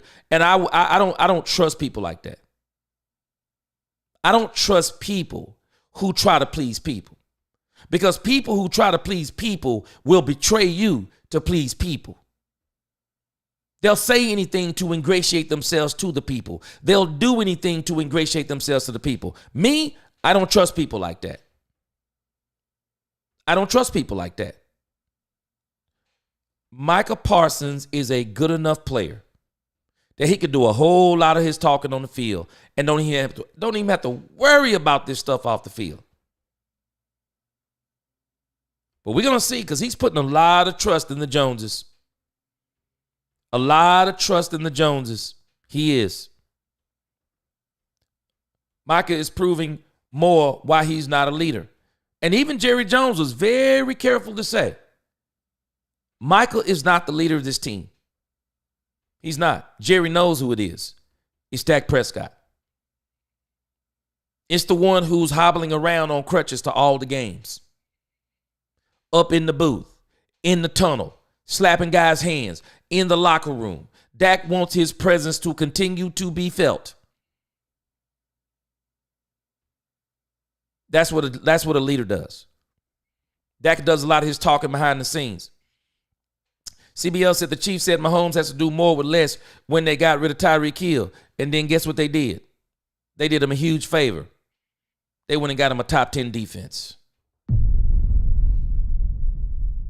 You know how many teams that have won with a top 10 defense and without a top 10 quarterback? I was talking about this in the earlier video. They were doing some research on how many teams have won a Super Bowl without a top 10 quarterback. Without a top 10 defense. And that team was the Kansas City Chiefs with Patrick Mahomes. But don't forget, they also had Tyreek Hill on one of those teams. And then if you look at the one they won last year, their defense was a top 10 defense, and there's a kid by the name of Pacheco. While they may not have the best wide receiver anymore, Pacheco was an absolute monster. And Pacheco last year, they did not give Pacheco, if you ask me, they did not give Pacheco the credit that he actually deserved last year in that Super Bowl, because I think they could have easily given him the MVP. Easily given him the MVP. But they didn't. But Pacheco has been an outstanding addition to the Kansas City Chiefs. And what they're doing, they have figured out something about, even with Patrick Mahomes, it's not sustainable to keep doing what they're doing with Patrick Mahomes. It's not sustainable. You can't keep going to the well thinking you can win the way they had been winning with Patrick Mahomes, because they also, when they got rid of Tyreek Hill, it really changed the team. Because now teams could actually defend them. It changed the team on so many different levels. And so now they did what they needed to do. They went out and got Patrick Mahomes a top 10 defense. Defense can be your best offense. And I keep saying, there are two things that travel well: defense and a running game. So I want you to think about last year in the Super Bowl. Patrick Mahomes, you think about this. Patrick Mahomes It was 30. He was 34 of 46, 333 yards, 7.2 yards, 2 touchdowns, but very pivotal interception. Not only did he have an interception,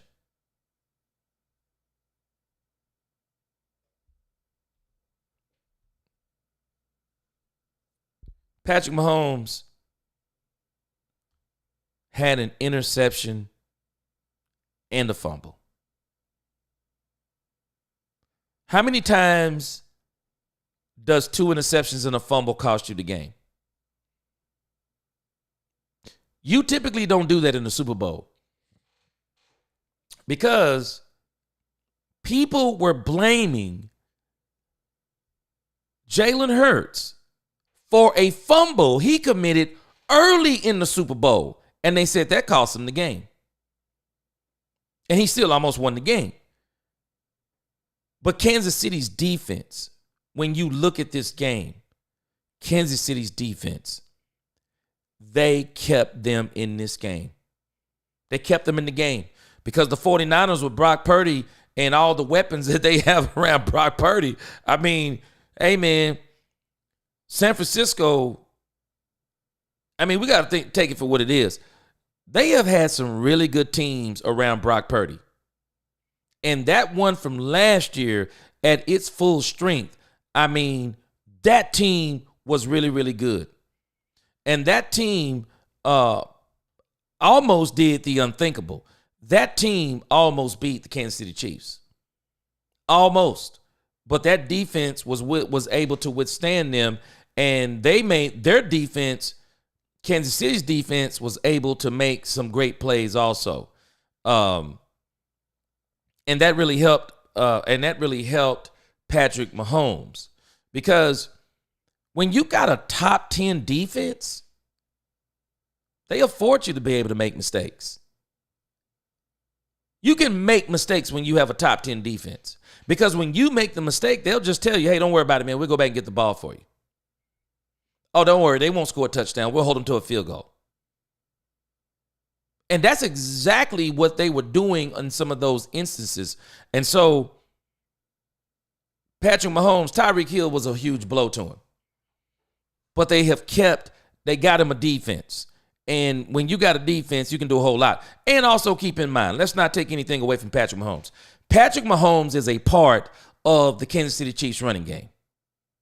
This is one of the reasons why this week they're debating on sitting him down against the Houston Texans. I would probably sit him down, but it's not me. You're taking away a huge part of his game. And knowing Patrick Mahomes, he's still probably going to try to get out there and try to run. So, and I'm going to answer some more of that, what you're talking about with the players doing more or less, because that doesn't apply to Patrick Mahomes. Big Sarge says, Micah's playing 3D chess with the Cowboys fans. He's saying this publicly now so that he has the fan support during his contract negotiations. Big Sarge. He's doing what the Joneses do. They have literally met their match. He's playing this contract out in the court of public opinion. So now the court of public opinion will be saying, well, the Joneses have no excuse for doing nothing. They have no excuse. Micah Parsons, unlike Dak Prescott, they're always going to put that on there. Unlike Dak Prescott, he didn't take the highest, most money for his position. He gave him a $10 million cut. And they did absolutely nothing with it. Micah Parsons has put them in a chokehold. And I'm sure they're not liking it, because at the end of the day, Micah Parsons is doing something to where he's basically saying, and when I take the discount, you better do something with it. Doesn't get to do it. Micah was saying CD should get that big bag. Isn't it strange?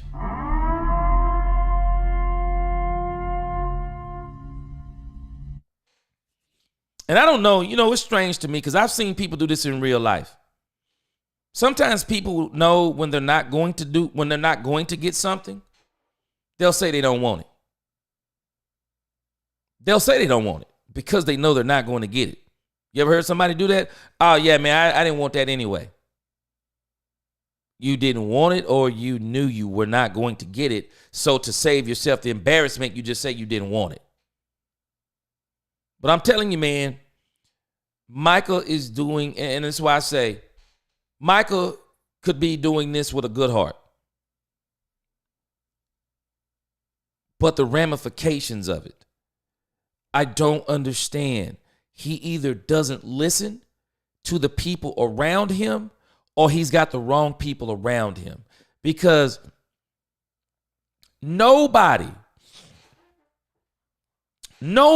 is going to tell you to do this. And if I'm not mistaken, Tom Brady, watch this, Tom Brady didn't do this in his first deal. Tom Brady didn't start taking discounts in his first deal, if I'm not mistaken. Tom Brady didn't start taking the discounts until the second deal. You typically don't do this on your first deal. You don't.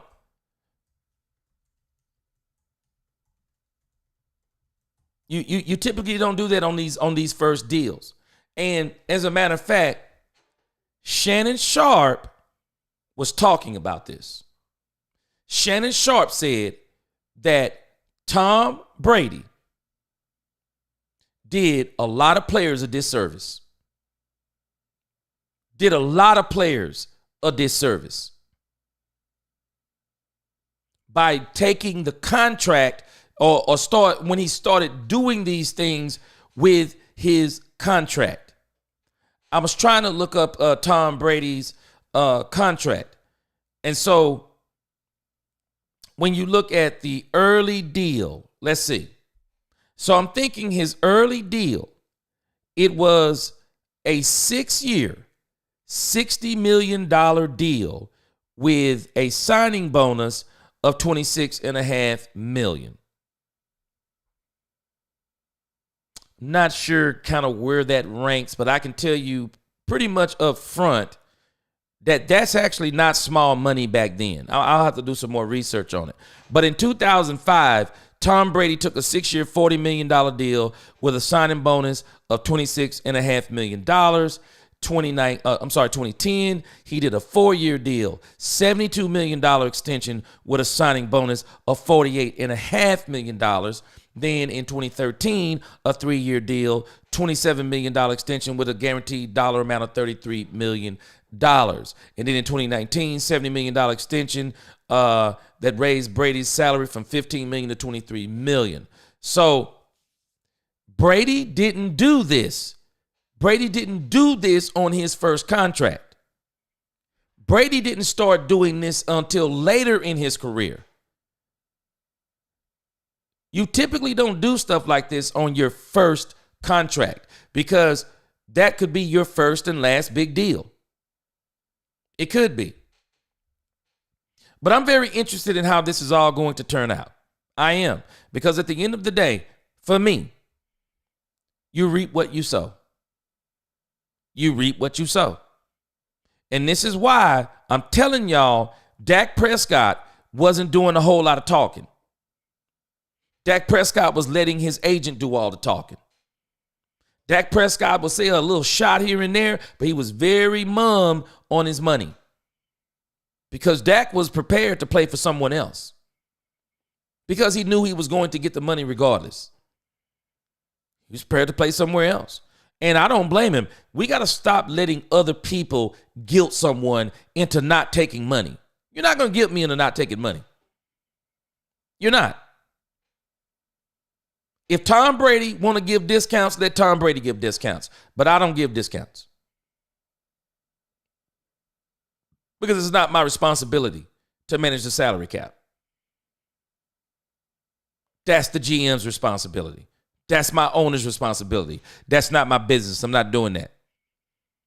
The Players Association is going to complain, but Bland is going to ask for that bag. I hope he does. I hope he absolutely does. Because the Players Association, this is what they're in it for. Because the amount of money folk do not understand. When I found this out, how much money NFL players pay the Players Association? It is crazy what they pay them. The Players Association gets paid quite a bit of money because what they do is supposed to be in the interest of the players. You think about this. So the average NFL player pays an annual dues of $31,000 to the NFLPA. Think about how much money they're making. The Players Association is making a huge amount, and that's the average. Players' dues in 2020, $66 million of the NFL's PA's revenue came from player dues. That is crazy. That is crazy money. So what are you paying them the money for? Therefore, the players. Therefore, the players, their health, their pay, their benefits. That's what they're there for. Big Sar says, saying that you're taking a discount is different than actually signing a discount. Yes, sir. Yes, sir. Yes, sir. I'm telling you, I want to see how this turns out because, see, I'm telling y'all, Michael has set a price of $30 million. My question becomes, what if they come at him with $25 million? What if they come at him with a number like that? Is he willing to play for $25 million? Because who gets to set what you play for if you say you're going to take the discount? Who gets to set what you play for? You or them? I'm telling y'all, man, people may not understand what Micah is doing. But what he is doing, man, it's mad scientist work. It's literally mad scientist work. He's basically set a price. And we can say that he hasn't, but why would he say, I don't see any difference in 30 and 40? Because he set a baseline price. Because if you're going to set the price for 30, so you're telling me I don't get to come at you with 25. I don't get to come at you with 28. Now, if I'm the Dallas Cowboys, if I plan to sign Micah Parsons, I'd go ahead and sign him for the $30 million and be done with it. Go ahead and get the deal done. Sign him and be done with it. But Micah is basically trying, he doesn't want all the negotiating. He wants to get it done. Willie T says, I've been saying that Micah cares more about being liked than being everyone's friends. Exactly. And that's one of the reasons why I think he has some of the animosity towards Dak Prescott that he has, because he wants to be the leader of the team. He has a similar attitude to Jerry Jones. Jerry Jones kicked Jimmy Johnson out the door because Jerry wanted to be the reason for everything. And he failed. Wilson says Parsons will hold out for his new contract. Well, you know what? He set a precedent because he's saying he's not holding out. He said he's not going to hold out and he's going to be at training camp. He's saying all this stuff. Martin said Dak said the same stuff. He doesn't play for money. He doesn't need to be the highest paid. Do you have a problem with that too? Or only when Micah says it? But I want you to catch what Dak Prescott said. Let's give the rest of the story. Dak Prescott said he doesn't play for money and he doesn't need to be the highest paid, because he also said that the money comes with the position. The money comes with the position. It comes with the performance. That's why he's also saying in those conversations, he owes it to the players behind him. He owes it to the other players in his position. What do you mean he owes it to the other players in his position?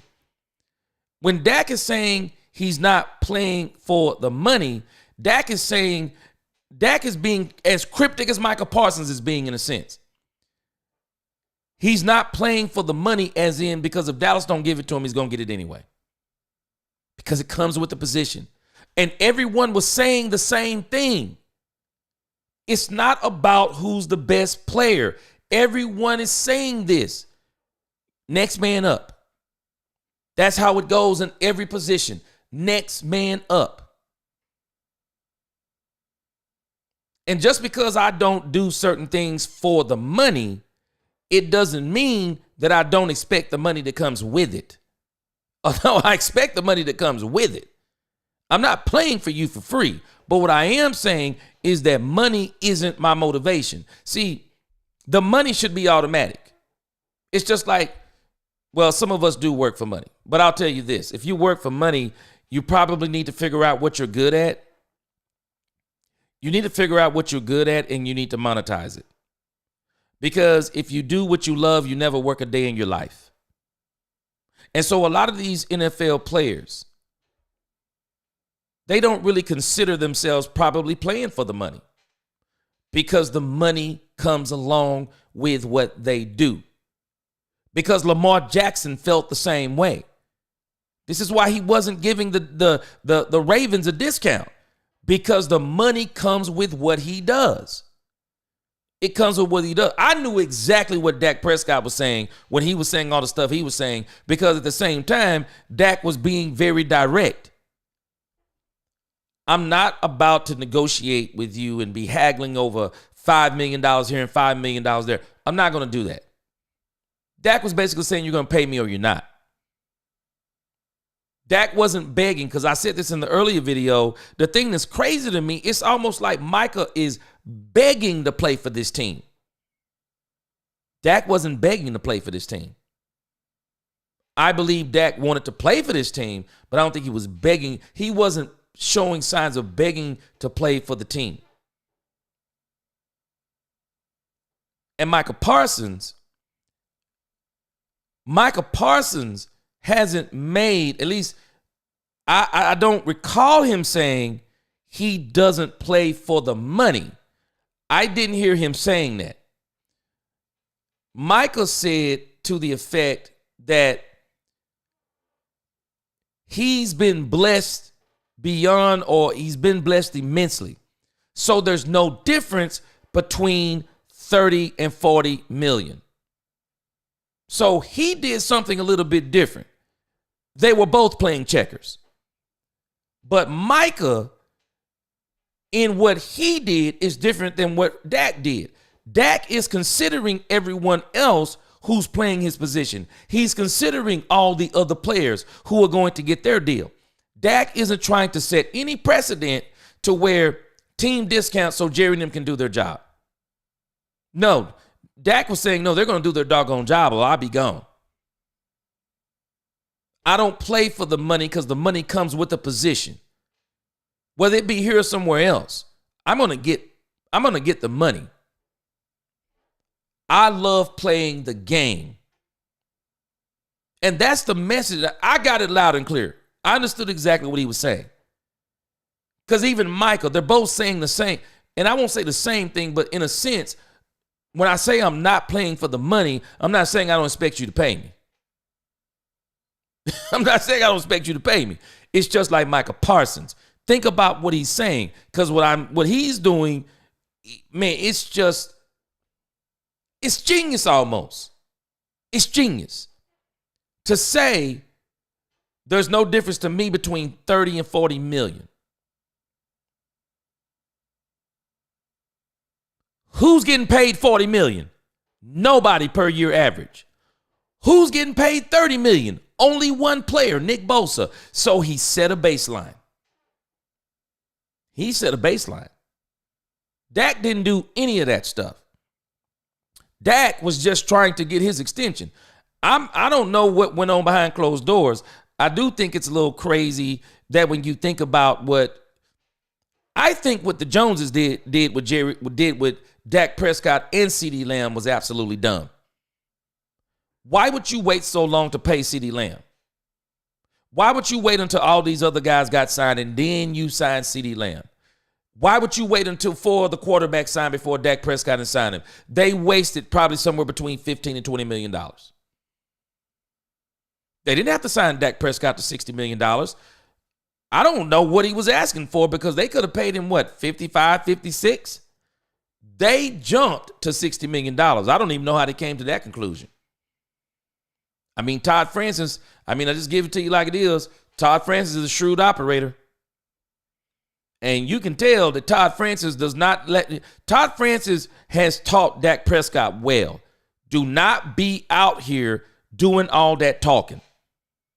You let me negotiate your deal. You say very few things in the media. And whatever you say, you run it by me. You can tell that's how Dak Prescott was proceeding. I don't know. Micah Parsons could be proceeding the same way. And again, still playing chess. But to answer your question, the problem, Marlon Brando, I have with Micah Parsons. Because Micah Parsons and what he's doing, and I've mentioned this, he's disparaging another man because he did take the money. And that's exactly what he did. And I did the video and folks are talking about, I don't see anything wrong with what he said. Yeah, because you don't like Dak Prescott. But this isn't about Dak Prescott. No. You don't set a precedent for other people to take discounts like that's the noble thing to do so that you can keep players around you. So what evidence do we have they're going to do such a thing? They've had money under the salary cap and didn't do anything in free agency, didn't make any trades. So that's why I say, as I said in the beginning, I see what Micah Parsons is doing. He is doing some genius things inside of this negotiation. He is. He said he's really telling them, hey, $30 million. Beating them at their own game. Now he's about to expose them. They'll now have no excuse. There's no reason now to jack around with Micah Parsons' contract. If $30 million is the base, I've already said, pay him. He's worth it. He's worth $30 million. He is. $30 million a season, average, yes, no doubt. Pay him. End of story, pay him. But when Micah, in what he's doing, he also has to look at the precedent he's setting. Do you want to set a precedent on a team that already mismanages the cap, already doesn't want to do anything? See, it's not the fact that the Cowboys couldn't do anything. They didn't want to do anything, Marlon Brando. Why? Because Stephen Jones said, and I quote, nobody wins the Super Bowl in free agency. That's Stephen Jones. Stephen Jones, we don't believe in overpaying for players in free agency. That's why he waits until free agency is over, so he can wait and see what's left. They don't want to do no playing on the first and second day. They don't want to do no playing on the early days where the real good players go. They want to do all their playing when everyone is picked over. Everything is good, and they're hoping to find a genie in a bottle. And that's why I'm pointing out. I've pointed out the good of what Micah is doing in this contract. But you have to look at the bad precedent too. You have to look at the cons of what he's doing. Why are you giving this ownership out? Why are you doing that? You're just giving them more ammunition to keep doing the wrong thing. And as long as people keep doing this to this franchise, there'll never be a change. This is why I'm one of these people. I have made my mind up. I'm out on Mike McCarthy. I'm totally out on Mike McCarthy. They're probably going to bring him back. Part of the reason I think they're going to bring him back because I don't think no good coach worth his salt want to come here. But Mike McCarthy, he is going to be the epitome of what everyone is going to continue to hate with this team unless Jerry does something. And I've been saying this. Freddie called me on it, and I'm still sticking with it. I'm still sticking with what I said to Freddie. I just got a strange feeling, though, regardless of what Micah Parsons was going to do with his contract. I got a strange feeling that the Cowboys had already planned on doing something in free agency. I got a feeling they'd already planned on doing something because even Dak Prescott had said, and I talked about this earlier. See, Micah, if he had the right people around him, he wouldn't have to be doing none of this talking because he could just work his contract in a way to where it would work out to where he would easily be able to help the team with his contract. Because Dak Prescott's contract is just like that. CeeDee Lamb's contract is exactly like that. They made the contracts team friendly. That's what people don't understand. We're bashing Dak, but he actually made his contract team friendly. Dak's contract is set up so that if there's any player they want to get in free agency, they can go get it and just flip a switch in Dak's contract. And I was blown away because 105.3 The Fan tried to make fun of the Mike Fishers and other people who are all on to them, knowing full well the only thing they have to do is, quote unquote, flip a switch on them contracts. And they can get $100+ million, somewhere around $120 million. And you want to know what blew me away? Jerry Jones said they're right. I'll do a video on it for you. Jerry Jones said they're right. What was the point in telling a lie? They're right.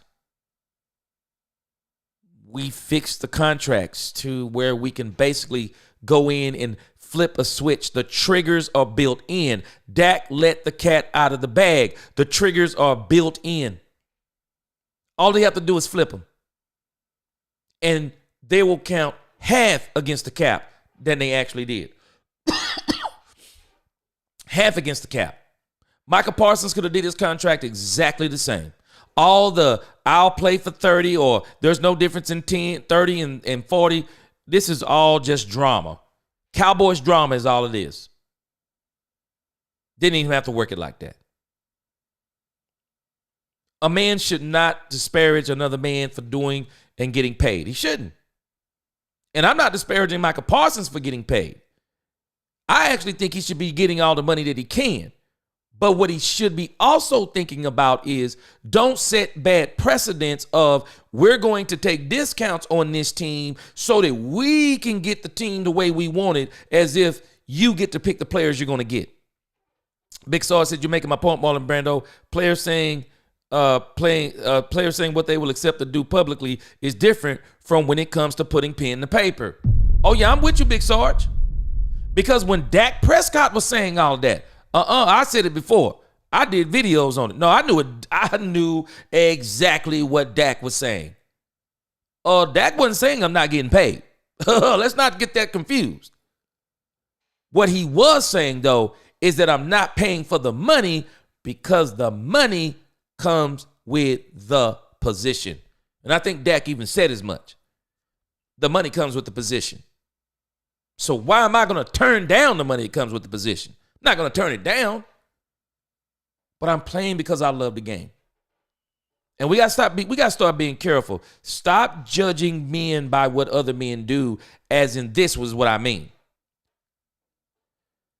Just because Brady takes a discount doesn't mean he's a better person than the quarterback that doesn't take the discount.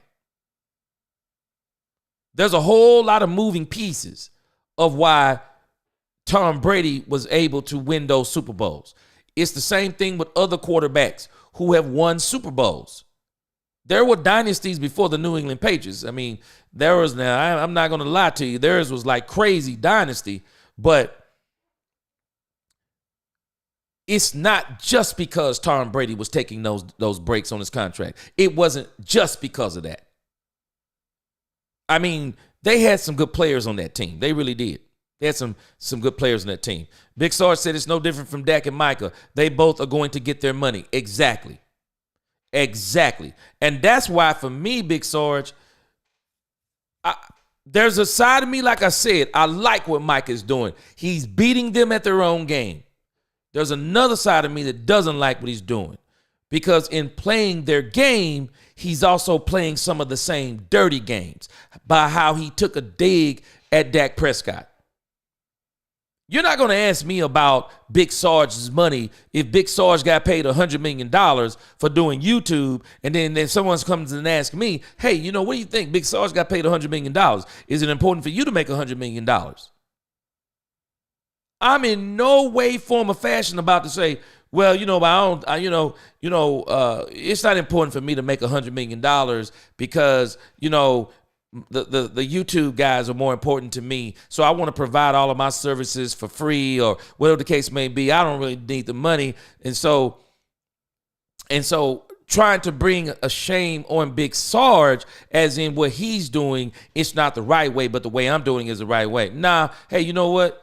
Hey, man, happy for Big Sarge, very successful. I hope him even more success. Now, as it pertains to me, I'm not discussing my finances like that. Because people try to judge you based on what you say is the most important to you.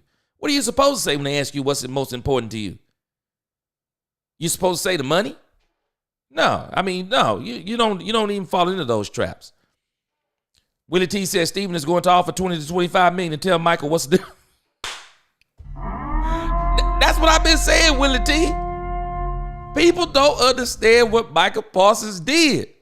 He set the price. I mean, we acting like Michael did something so noble, like, man, he said he'll take a discount. I mean, what kind of discount? He hadn't got the 40 million, hadn't even been offered the 40 million. He threw the number out there. Nobody finds it strange, the number he threw out there. Why did he throw 40 out there? Why didn't he throw 35? 35 average would have made him the highest paid. 36, he said 40. There's no difference in 40 and 30. He set a baseline. Because Willie T, if he didn't set the baseline, well, I need to find out how less are you willing to play for? I mean, how less are you willing to play for? I mean, it's crazy when you think about it, man. But I wouldn't be doing it. Big Sarge, you're worth whatever your employer's willing to pay you for. Jerry Jones was willing to pay Dak his contract twice. And Big Sarge, I keep telling folks, they got to understand what a negotiation is. You can't come to it's not a negotiation unless you got something to negotiate with. It's not negotiation. Justin Herbert don't play for the Cowboys and have an owner that makes everything a story for the media. Yep. For sure. I'm telling you, man, it's crazy. Marlon said, that's true. Dak did say we, and now the whole team looks better without him. Like I've been saying, the team wins with Dak, not because of Dak. Name a game when Dak carried the team. I can actually name a couple of games. I don't know where you get these narratives from, but you are obviously not looking here. I'll name a couple of them for you. Yep.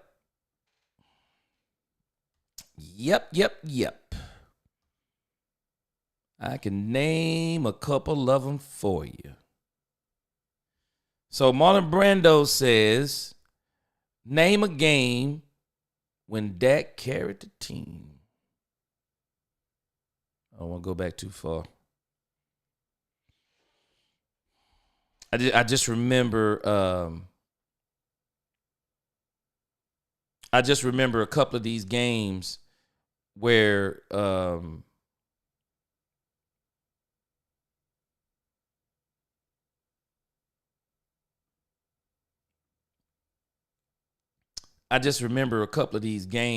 Dak Prescott just absolutely balled out.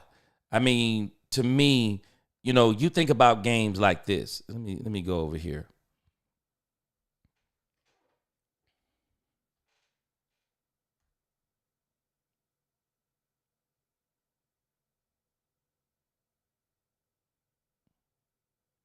Dak Prescott has had some games to where Dak Prescott has literally, absolutely, unequivocally balled out on teams.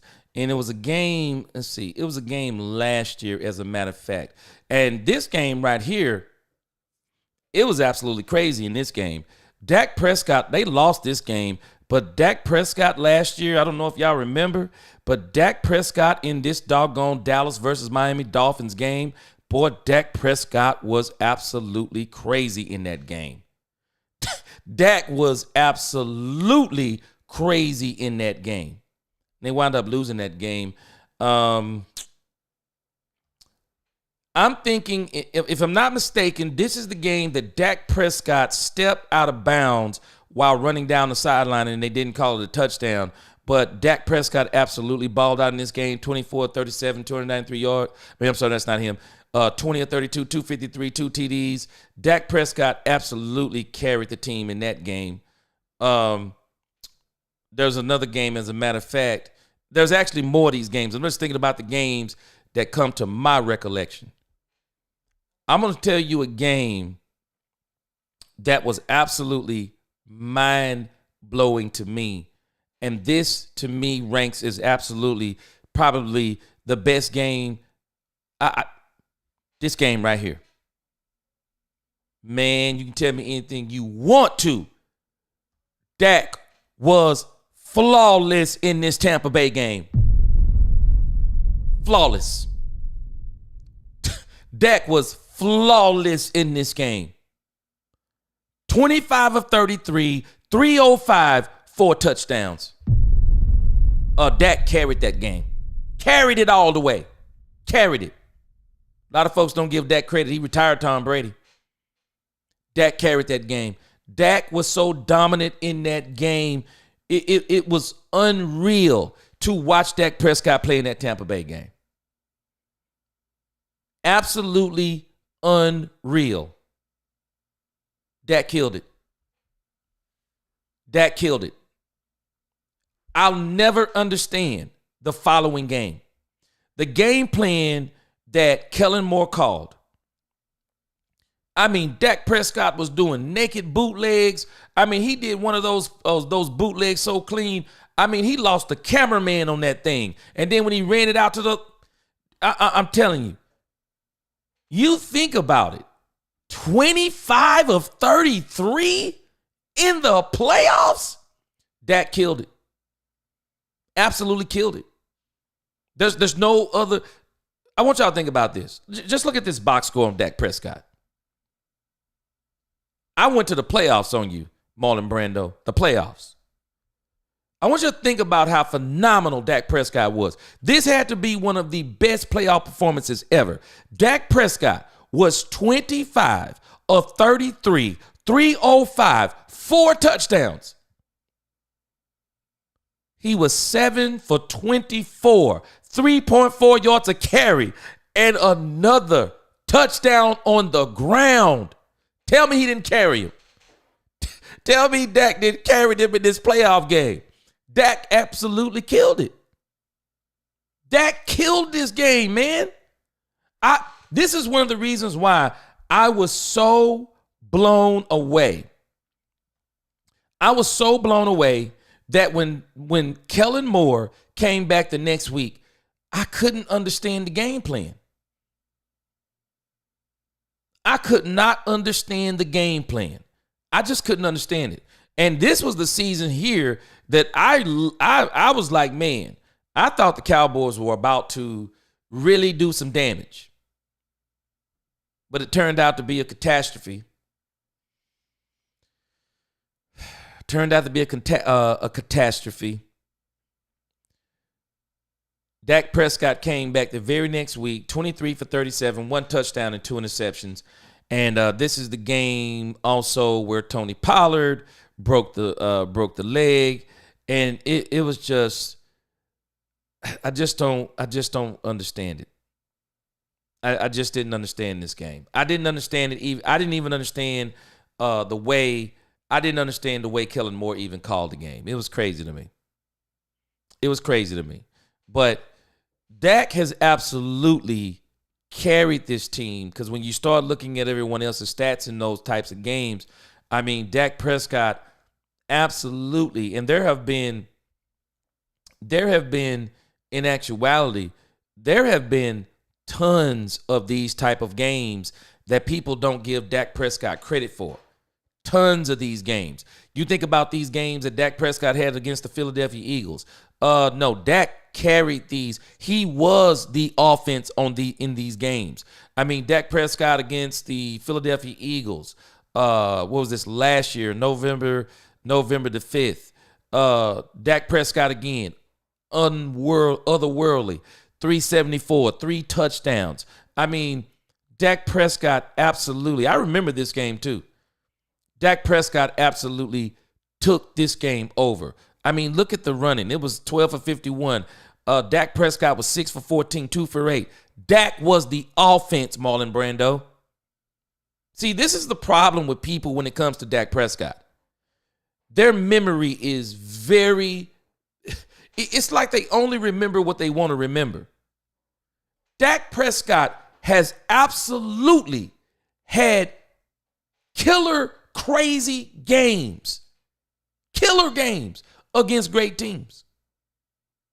But we move these bars. Let me tell you something. If Justin Herbert was having the performances that Dak Prescott was having, you think they're putting him on Mount Rushmore now? They've already put him on Mount Rushmore. He hadn't done hardly he ain't done a quarter of what Dak has done. He hadn't even done what Joe Burrow has done. And they put him on a pedestal. I'm telling us, we let the media say things about Dak Prescott that's absolutely not true.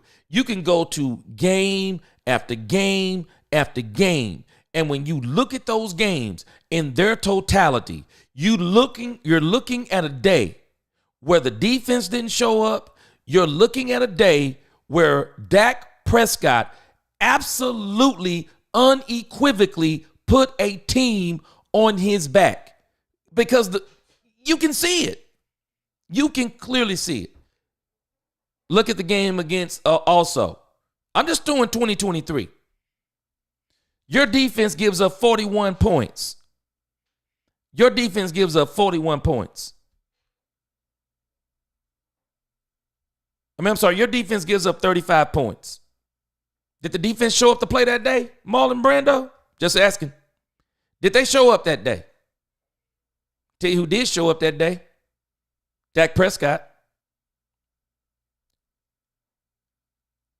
Dak Prescott went 29 of 41, 299, 3 touchdowns. He absolutely carried them. He absolutely carried them. Dak carried the team that day. You look at Tony Pollard. He was only 20 for 68. I mean, he's only 20 for 68. I mean, it's not like he went out there and actually ran Seattle off the field. No, the Dallas Cowboys offense was the majority Dak Prescott. Dak Prescott, just look at him last year. Dak Prescott, this is why we knew something was different about Dak Prescott this year. Dak Prescott, 7 for 23 yards, even in the run game. You better believe Dak Prescott came to play. Dak Prescott came to play. Dak Prescott has so many of these games, and it's literally insane. It's literally insane. And people will say stuff like, oh, Dak Prescott, oh, yeah. No, Dak Prescott actually plays extremely good. Dak is above average. Dak is a great quarterback. I keep asking folks, you tell me the average quarterback that's made MVP. Show him to me. Show him to me. MVP is not something that is taken lightly. No. When you get the MVP, not MVP. When you're second team All-Pro, correct me, second team All-Pro, that's not nothing to sneeze at. And you can go all through Dak Prescott's career, and you can literally see, especially when you start looking through the NFC, how in the world are the Cowboys putting up 51, 56? I mean, putting up insane 43 points. How are they doing this? Dak Prescott, 44 points, 41 points. All of this in a season, Dak Prescott. Dak bleeping Prescott is that good. He's that good. The knock on Dak Prescott, when you start looking at Dak Prescott, the knock on Dak Prescott is people run to the playoffs. They run to the playoffs. And I'm not going to knock people for necessarily going to the playoffs, but need to understand there is always some context to those losses. And in those losses, they lost as a team, but in those losses, while we can blame the San Francisco loss, I think you can kind of blame like I've said before, the San Francisco loss, just terrible. Dak threw an interception right there at the end when they were getting ready to drive and take the lead in the game and really put the 49ers away. Dak throws an ill-advised interception, and the game is history. But for the most part, when you look back at Dak's playoffs performances, Dak didn't have bad performances in the playoffs. The thing that some people don't want to admit is that while Dak let the team down in his offensive play, in particular to me in the San Francisco game, there are also playoff games where the defense absolutely let Dak Prescott down. There are games like the Rams game where they absolutely had no running game. And so you could go down the line on Dak Prescott. I'm sorry, but I don't know what people be thinking about. They talking about Dak Prescott. I think they're talking about what the media has told them to say. But when you look at Dak Prescott in totality and some of the things that Dak has done, even in big games, Dak has come to play in big games, and they still lost games because of a bad defensive play. No, Dak is the real deal. And everybody knew he was the real deal. And that's one of the reasons why everything that Dak has gotten in this league, Dak has earned it. Nobody's giving Dak nothing in this league. Nothing. He's earned it. He's earned every bit of it. And so I'm great with Dak. I'm great with Dak. I think the Cowboys will get a chip with Dak. I keep saying I believe it's going to be 2026, not 2025. I think they get back in contention. I think they get back in contention next year. Because we're not going to be able to see everything. But I do think we got some pieces on this defense. But I also think they got a lot of pieces. They got a lot of pieces that they need to add. Nah, man. No, come on, Marlon Brando, man. Bro, I watched the game. Herbert did not carry that team, bro. Stop it. Brad, come on, man. Come on, man. Stop it. Come on now. Marlon Brando, man. Come on, man. I watched the game. He did not carry the team, bro. There were a lot of different things happening in that game. Justin Herbert, 2 touchdowns. I'm not saying he didn't have a good game. 23 of 31, 284. But, he had an interception. But let's add some context to this thing. One of the issues in this game that happened was this guy, Gus Edwards. Boy, he had a run. He had a couple of runs that were out of this doggone world and got them in the red zone. And he got in the end zone not once but twice. I showed you games, and you didn't see that with these other players. You saw these types of numbers, but what you didn't see is touchdowns in those columns. Dak Prescott, 4 and 5 touchdowns in games that he's carrying the team. Justin Herbert had 2 touchdowns. But Gus Edwards, no. This dude made 2 unbelievable, crazy runs that really put that team away. That really put the Denver Broncos away. Not to mention,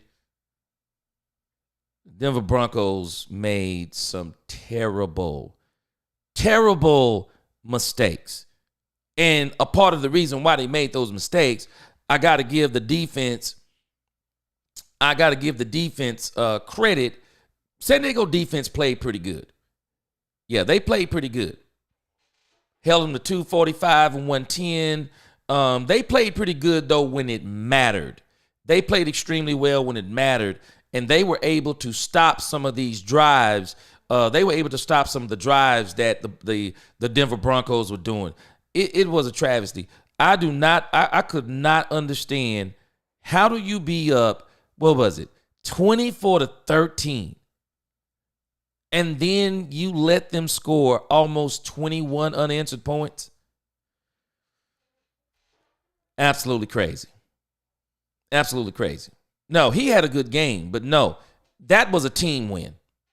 That was a team win for the San Diego Chargers. I'm giving Justin Herbert some credit. He played a really good game, but no, they had a great team win. Got to give them credit for that. That's not what I call carrying a team. Carrying a team to me is when you are the offense. You're the only one scoring the touchdowns. You are the offense. Nothing else. You're the offense. Exactly. Yeah, like I said, I don't know what game Marlon Brando was playing. Man, yes. Boy, them Broncos, bro. Broncos shot themselves in the foot, man. Yep. The defense struggled a bit, and San Diego's defense really stepped up in the second half. It really did. And they did a number on them. Sean Payton called a pass play at the end of the first half that was incomplete and allowed the Chargers to score. And Sean Payton is one of these guys, man. Sean Payton always think he's the smartest person in the room. Always trying to be the smartest person in the room. The Chargers D made some crucial stops. Yes, that's what I'm saying. Yep, that Chargers defense made some crucial stops at the end, and that dang Bo Nix not too bad in his own right. Yeah, Bo Nix going to be good, man. Bo Nix is going to be real good. Real good. Jared Thomas says, Willie T, you can never have a comeback in this league if the defense doesn't step up. That's what helps facilitate a comeback. Yeah, for real. For real. And that's why I say whenever you start talking about quarterbacks carrying a team, and that's why you really have to find specific games, because when you start talking about a quarterback carrying the team, he's got to be all the offense. All of the offense. And even then, he's not all the offense because he's still throwing the ball. People got to catch the ball. Sometimes in some of those throws, they're not directly to the end zone. Somebody breaks a tackle. You know, you give guys like CeeDee Lamb, Jerry Rice, those types of players, they break tackles. They take it to the house. So, you know, the quarterback sometimes is getting credit for that. So even in all of that, it's hard to say that a quarterback carries a team, but he does carry a team when he's pretty much all of the offense in a sense. Big Star says Big Nick's average yards per pass was 2.8. Yeah, Bo Nix, he kind of suffered towards the end. He kind of suffered towards the end. He did. If that could carry a team, why all these excuses when the Cowboys lose? Actually, there's not a lot of excuses when the Cowboys lose. It's not. It's not a lot of excuses. I mean, they either win or they lose. There's not a lot of excuses. No, the problem is that people start trying to make Dak Prescott the reason. No, the actual question is, then why all the reasons? Sounds like dink and dunk. Sounds like dink and dunk to me. You know, Big Sarge, and the funny thing is, a lot of times, there's nothing wrong with dink and dunk as long as you can be productive with it. The problem is with the dink and the dunk when it's not productive. And see, this becomes the problem with, for example, Cooper Rush. See, Dak Prescott, they used to call him a dink and dunk quarterback. Then Dak Prescott started going down the field, then they had a new excuse. But a dink and dunk quarterback can't survive when you play good teams. And that's what happens to Cooper Rush. When he plays a bad team like the Giants, you play a bad team like the Panthers, you can kind of chip your way down. Chip, and you'll notice with Cooper Rush. Notice, minus the Carolina Panthers. 2 touchdown average. Why? Because typically he'll get you 2 touchdowns and then he'll get you 2 field goals. Because he's pretty much easy to figure out. Once teams put a little pressure on him, there's nothing he can do. So the dinking and I had a pause. Let's see.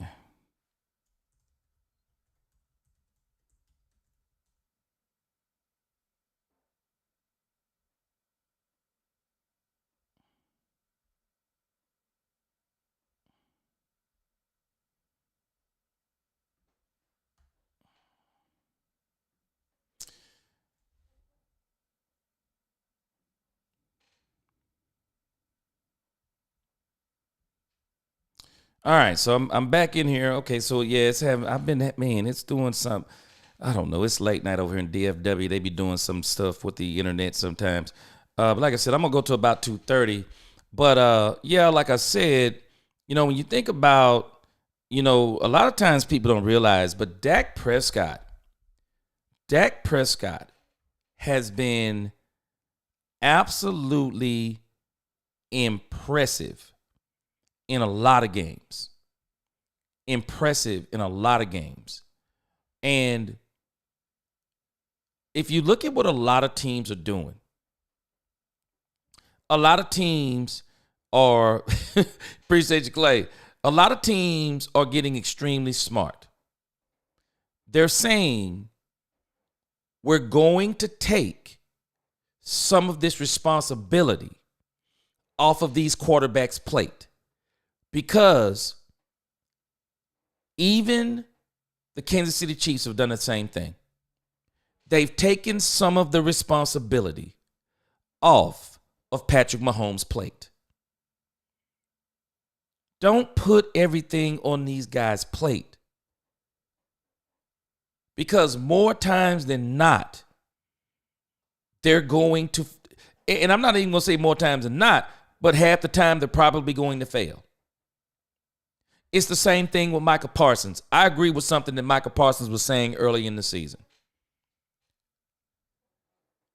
You can't let him be the only superstar pass rusher on the defense. They have got to go in this draft. They got to get him another pass rusher. They got to go in free agency. They have to get another pass rusher. I know exactly what Micah is saying. Micah is saying, I want some help. And that's why I said earlier today, I hope the Cowboys do not go in this draft based on what we've seen from some of their players and think, hey, we're good. We don't need to do anything in the draft. We'll get Trayvon Diggs back mid-season, or maybe he'll be back at the beginning of the season. Maybe we'll get Overshown back at the end of this. No, don't wait on them. Don't wait on them. No, don't do that. Don't wait. Don't try to wait on them to come back. No, you go into the draft and free agency to replace those players. All of them. Go in to replace them. So that when they come back, now you have depth. You go in with the understanding you're going to replace them. And don't try to sit there and play half-handed or play one-handed because, we're going to try to make it until they come back and then we're going to really take off. No, get your players now as if they're going to come back, because you never know if they're going to have a setback or not. What's going on, Miss Matrix? Man, you up late tonight. Willie T says, so you're really not a fan of the Cowboys, just the joke. Gabe says, say what you want to say about Dak, but his near decade of body of work is worth more than Micah Parsons has done in this league. Micah hasn't had that signature game yet against top-tier opponent. I've been saying that.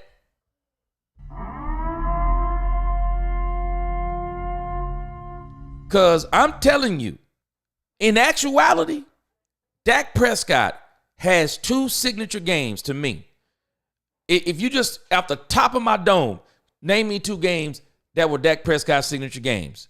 Rookie season against the Green Bay Packers in the playoffs. Dak Prescott's playoff game against Tom Brady and the Tampa Bay Buccaneers.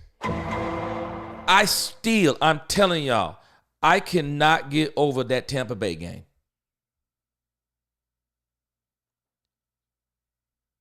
Dak Prescott was literally flawless. I can remember that game so vividly. Even the passes that Dak missed were almost like drop balls. I don't think they were just clear misses. I think they were drops. Man, I'm telling you, that game was absolutely incredible. And a lot of people might not realize it because we hate on Dak Prescott so bad. But the last year game, The last year game reminds me of this game right here. Let's see.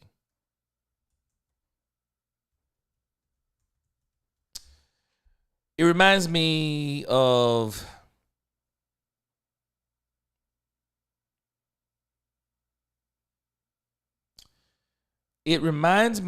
the game that Troy Aikman played against. It was the San Francisco 49ers, as a matter of fact, if I'm not mistaken. It was the 94 game when the Dallas Cowboys, I think it's the one where, let's see. Yeah, let's see.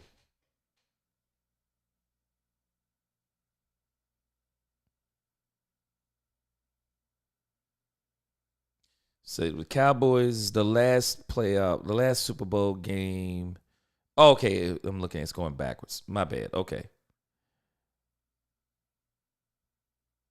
So the last Cowboys Super Bowl, of course, was 96. So it was the NFC Championship game of 95. I think it was the NFC Championship game of 95.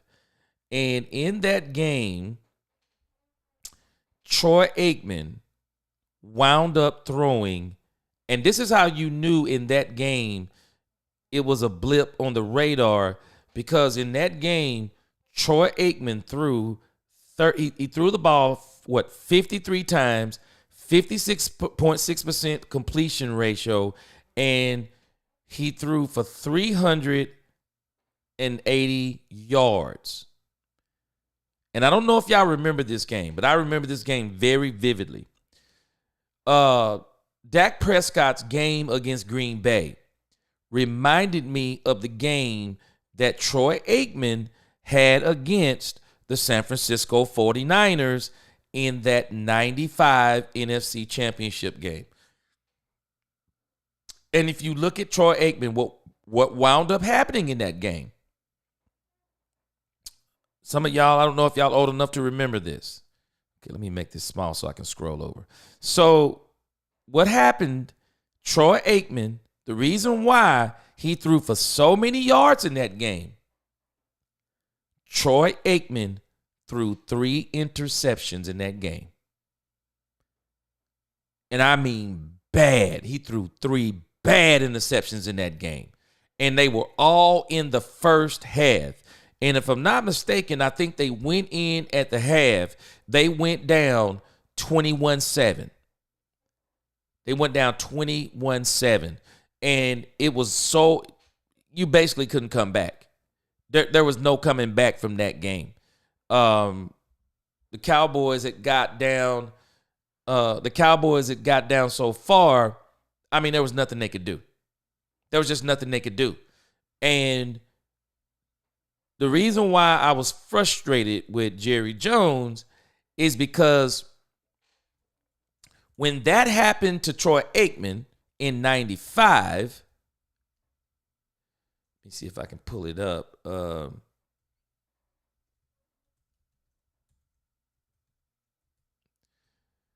When that happened in 95 to the Dallas Cowboys, Jerry Jones went and got Deion Sanders. Because Deion Sanders was a part of the reason why Troy Aikman threw those interceptions.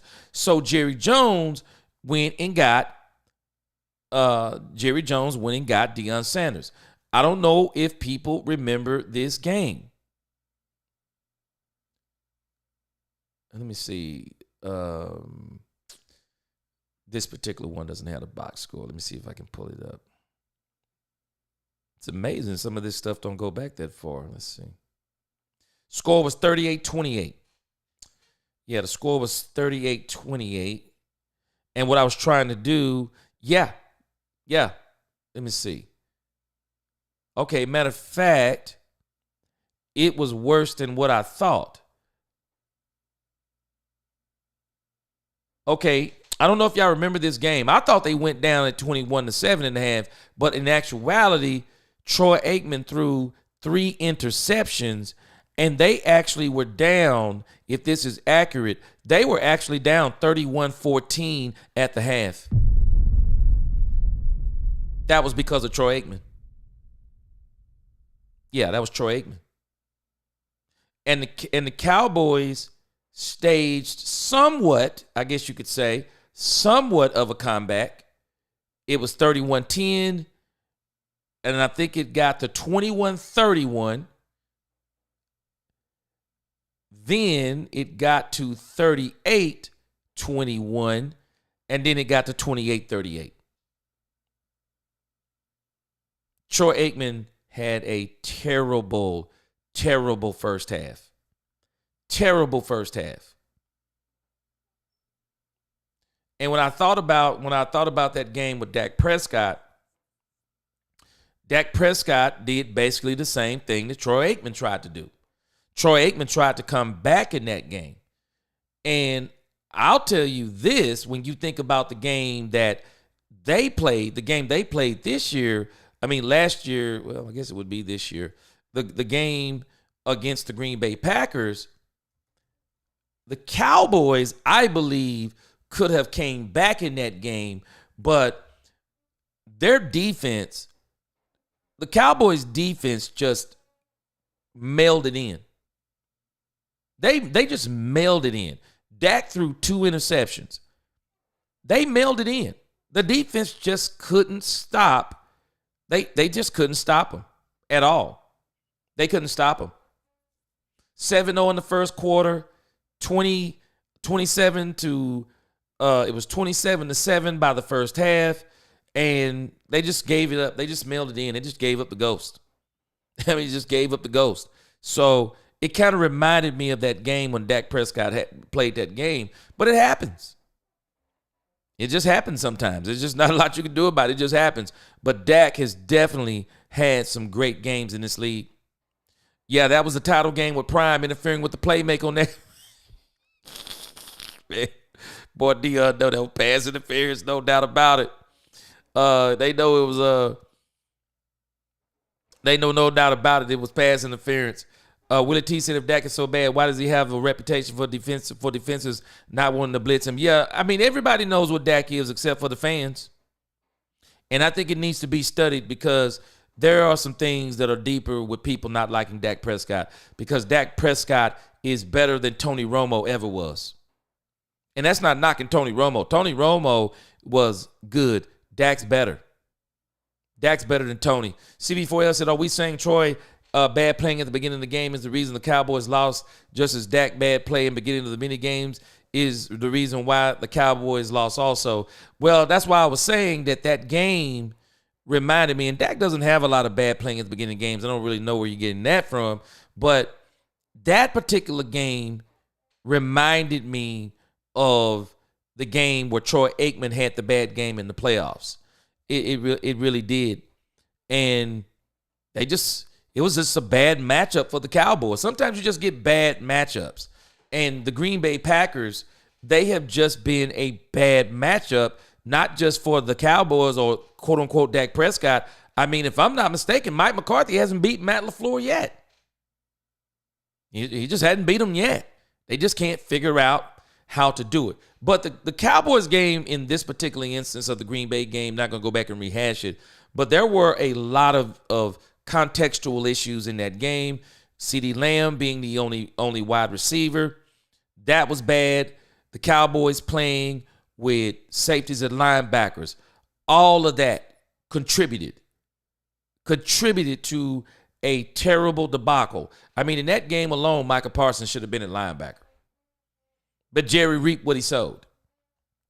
Jerry absolutely reaped what he sowed. You let that team go without linebackers. You let that team go without a second wide receiver. Brandon Cooks, good work ethic. I'm sorry, he's just not a number 2 wide receiver. He's just not a number 2 wide receiver. He's not. And even when you look at how he's being played in the West Coast offense, to me, Brandon Cooks is not actually a West Coast wide receiver. Because Brandon Cooks, if you look at his career, Brandon Cooks has actually been a deep threat for the teams that he's played on. He's been a serious deep threat. And so that's not how the Cowboys typically use him. Miss Matrix said, I tend to like the Patriots 2022 win at Belichick. It came down to the wire, and Dak came through. That one stuck with me. Yeah. I remember that game too. I'm telling you, the narrative on Dak Prescott is so false. The narrative on Dak Prescott not being good enough is as bad as the narrative of Cooper Rush being a good quarterback. Now, I want you to let that sink in. The narrative of Dak Prescott being a bad quarterback is as bad as the narrative as Cooper Rush being a good quarterback. And in both instances, the NFL has told us that what people are thinking in both of these instances is absolutely wrong. Because the market told us that no matter what the quote-unquote Dak Prescott haters say, the market told us that no, you can say what you want to say about Dak Prescott, but he's getting that $60 million. There were teams that were lined up to get Dak Prescott. Ian Rappaport and the other guy was saying the same thing. Dak Prescott was, Troy Aikman said, no, Dak's getting his money. Because even Troy Aikman thinks that Dak Prescott is a great quarterback.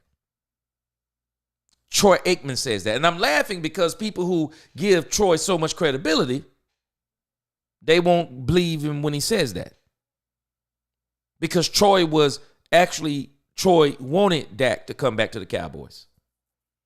Because Troy knows what it's been before Dak Prescott. There has been no quarterback more dedicated to the Cowboys than Dak Prescott since Troy Aikman. Nobody. Not one quarterback, including Tony Romo. So the narrative on Dak Prescott is terrible.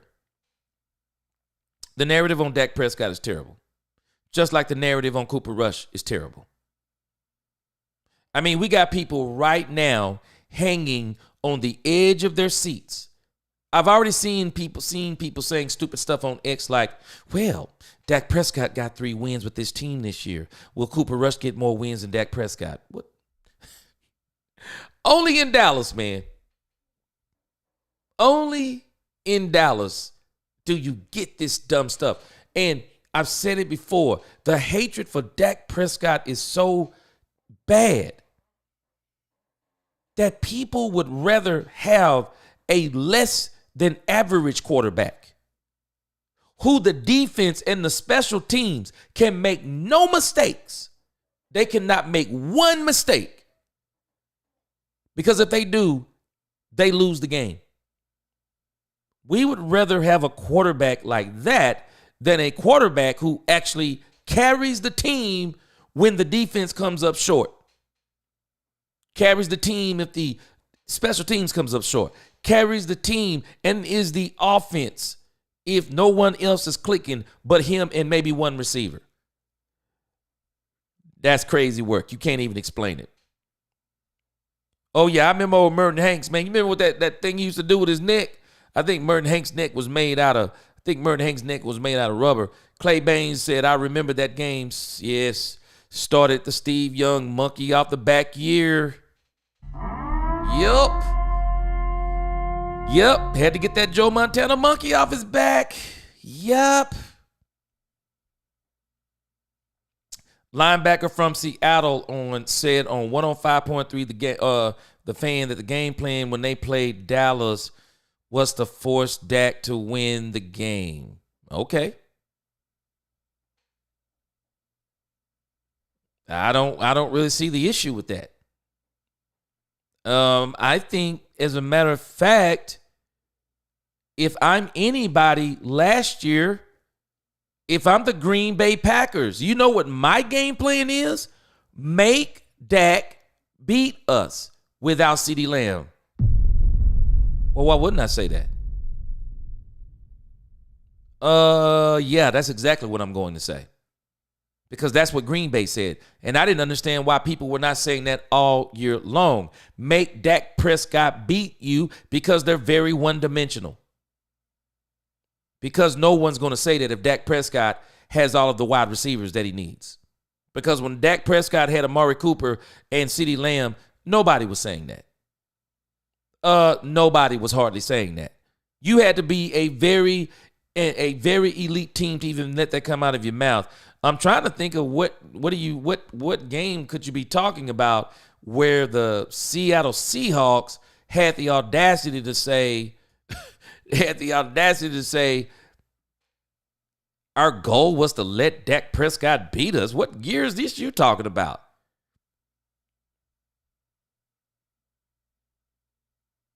Trying to figure out what year this is, because if it's seen in the last couple of years, well, I guess they got what they wanted. Because when you look at when Dak Prescott played the Seahawks, the score was 41-5.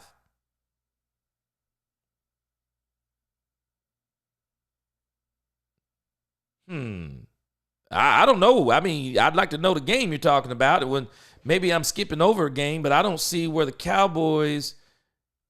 Let me go back. I mean, this is what, 2024? I don't remember the Seahawks being on the schedule. So what are you talking about? If we're talking about 2023, I don't understand. Let me see. 2023. I thought there was a Seahawks game. Let's see.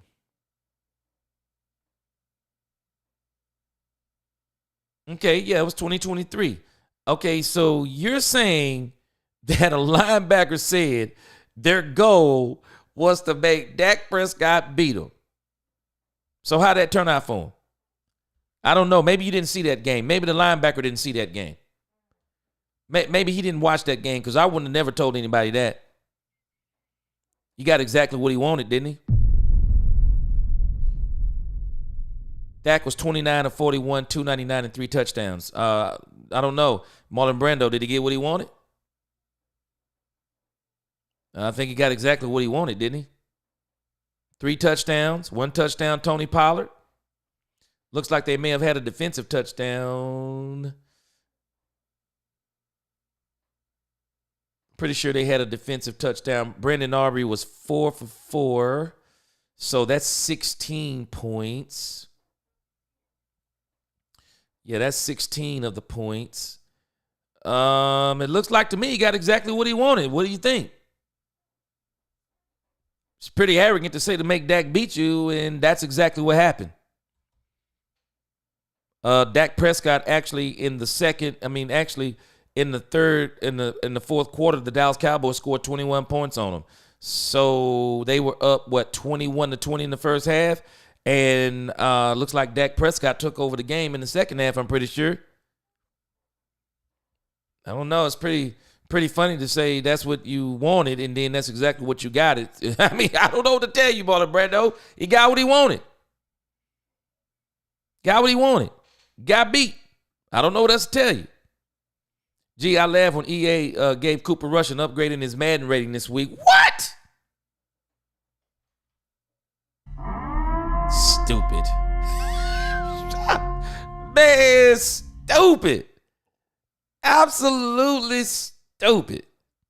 Willie T said if Troy Aikman was struggling, Jimmy Johnson leaned on Emmett in defense. If Dak is struggling, who does he lean on? See, I made this same argument. And Mark Schlereth, I was listening to him this week. Mark Schlereth almost made the same argument I made verbatim as it pertains to Ben Johnson, for example. Let me tell you what the Detroit Lions offensive coordinator, Ben Johnson, is smart enough to do. Ben Johnson is so smart that when he sees Jared Goff starting to get off a little bit, he'll wait, hold on, run the ball. Let's settle Jared Goff back down. Let's get him a couple of runs, settle him back down. The next time he throws, get him an easy throw. Throw a screen. Throw an out. Throw a quick slant. You get him easy throws. You get him back into the rhythm of the game, and then you can get back to your game plan. Ben Johnson does that to perfection. We say this stuff, as I keep saying, we say this stuff like it's only for Jared Goff. But in actuality, every quarterback needs that. Every quarterback needs moments when they're slumping in the game. You got to have something to say, hold on, he's not. It happened last year in the Super Bowl. Patrick Mahomes went through a couple of drives to where he wasn't getting it done. What does Andy Reid do? Pacheco. It's Pacheco. Let's get the run game. Let's regroup. The run game. Let's lean on the run game. Lean on the offensive line. Let's get this thing back, get back settled down. Get this defense back in check.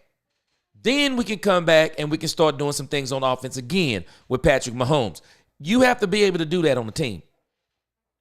And when you think about last year, I said this and I've said it before. Last year had to be the dumbest thing we ever did. That team was all Dak Prescott and CeeDee Lamb or nothing. That's it. It was nothing. The whole offense was Dak and CeeDee Lamb and nothing else. That was absolutely dumb. Because if I'm the opposing team, I don't care if I'm 7-10. I get in the playoffs, and I know the only thing you can do is throw it to one receiver, and you can't run the ball because Tony Pollard, we forced these players. Have we not been talking about it? Tony Pollard came back, I believe, too early from the injury because it's strange how Tony Pollard is looking with the Tennessee Titans, who are not as good. I mean, I can't believe I'm saying not as good. But you see how much better he looks with the Tennessee Titans? Because now he's a year removed from that broken leg. Tony Pollard wasn't the same last year. He was not the same. Not to mention the defense. It was absolutely atrocious. No linebackers. The game plan was simple. They're one-dimensional. You take CeeDee Lamb away from last year and Dak Prescott, what else does he have? He can't rely on the run game. It was CeeDee Lamb or bust. It was CeeDee Lamb or bust. And so every quarterback, we say this like it's an exception, but every quarterback needs this. How do you settle your quarterback down? How do you settle your quarterback down after he makes a bad throw? Because they all make them. I know we believe that only Dak Prescott does it. They all make them. How do you settle him back down? How do you even get him into the groove of a game? That's important. How do you do that? How do you get him into the groove of a game? Do you come out with 5 straight throws? You know the easiest way to get a quarterback into the game? Run the ball. Run the ball, and you set a tempo where you say, hey, quarterback, don't worry about it. It's going to be easy all day long. You're going to be in 3rd and shorts. We're going to make sure of it. You're not going to have any 3rd and longs all game long. No 3rd and longs. We're going to keep you in 3rd and shorts. We're going to keep all of our plays manageable. That's how you keep your quarterback, because notice what they're doing. And this actually doesn't work with Cooper Rush unless you're playing a bad team. Because Cooper Rush, if you just go back and look at every game he's played, he hasn't shown that he does this with the exception of bad teams.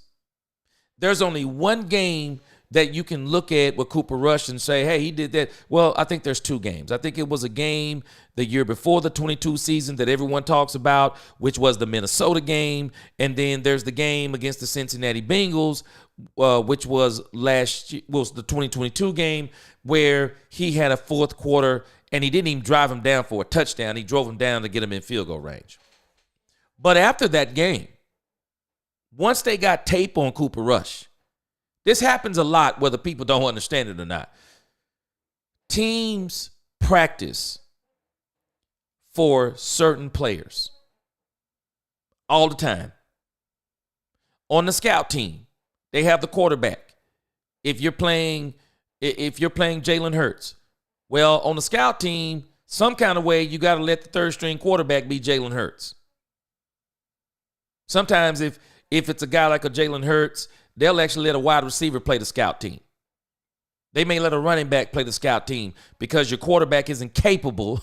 Your quarterback may not be capable of replicating what he can do with his legs. You game plan for a certain running back. You game plan for a certain tight end. You game plan for a certain wide receiver. And then you'll notice sometimes in a game, or of course you're game planning for the quarterback, you'll notice sometimes in a game, then a player comes in that nobody game planned for. Maybe he's the backup. Maybe the starter got hurt. And he comes into the game. And this mostly happens on offense because on defense, you get them players come in and they were not a part of the defensive game plan. And if they're cornerbacks and safeties, man, they immediately start going after them. They don't even let them get warmed up in the game and they start toasting them.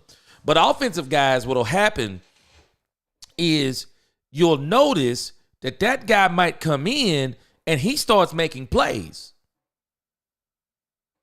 And everybody's like, why is he making plays? Because nobody game playing for him. He looks foreign to us. Because football players, anybody who's ever played football, they're creatures of habits. Even when you get ready for the game plan, you're preparing for the tendencies of a certain player. And when said player, someone takes his spot and their tendencies are different, it may take you a moment to adjust to said player. And so this is why sometimes you'll see players come in and they have success. And it was just like Cooper Rush. There was no game tape on Cooper Rush. But as people got game tape on him in 2022, he started suffering. And you'll notice even this season, he hasn't done good against a good team.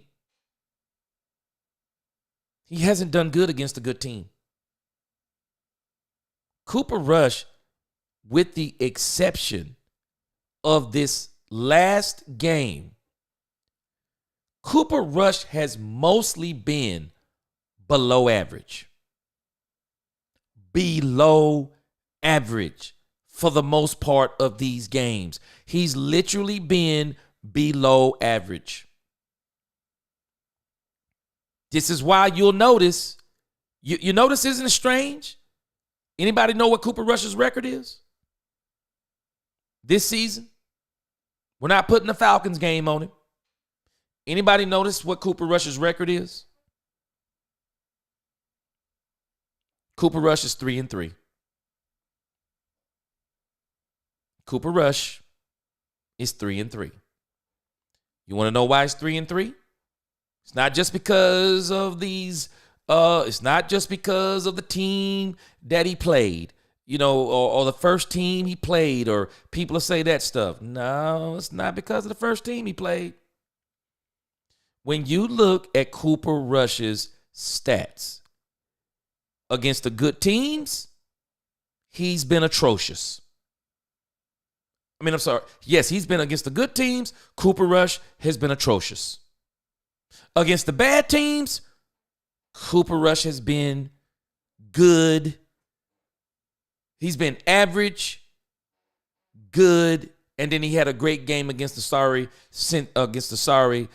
Panthers. And it helps you whenever you can run the ball for as many yards as they ran against the Panthers, and when you get 4 turnovers. They literally had no answer for the defense that Zimmer had put together. But when you look at his games, they're not hard it's not hard to understand. And this is why I've been telling people, even on X, we are talking about some of these win rates and stuff against these sorry teams. Why are we doing this against the sorry teams? We're racking up stats against sorry teams. But what are we looking like against these good teams? Can tell you what we're looking like. Even as a team, we're not looking good.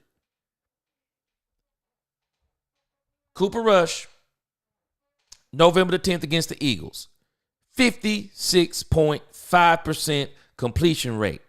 He threw the ball for 45 yards. He had a 61.7 rating. Eagles, good team.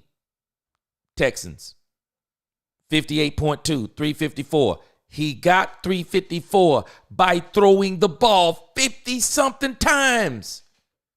He only threw one touchdown, one interception. He was 75.9. We got to the Commanders game. This is Cooper Rush's average. 2 touchdowns. That's what he averages. 2 touchdowns. He was 75% completion ratio, 247, 117.6. That game to me seemed like an outlier. I do believe they caught the Commanders sleeping. It won't happen again, I promise you. Against the Giants, he really wasn't good against the Giants. 58.3, 195 yards, 1 touchdown, 82.5. Against the Bengals, 51.6, 183, 2 touchdowns, 1 interception, 77.8.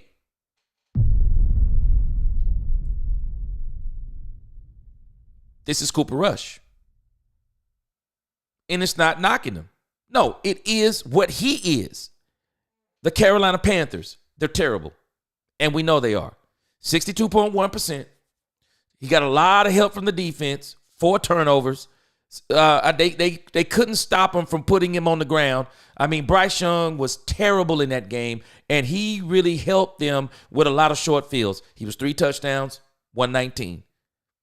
So when you look at this in its totality, do we not realize the Carolina Panthers game, it's really the only what you can call good game.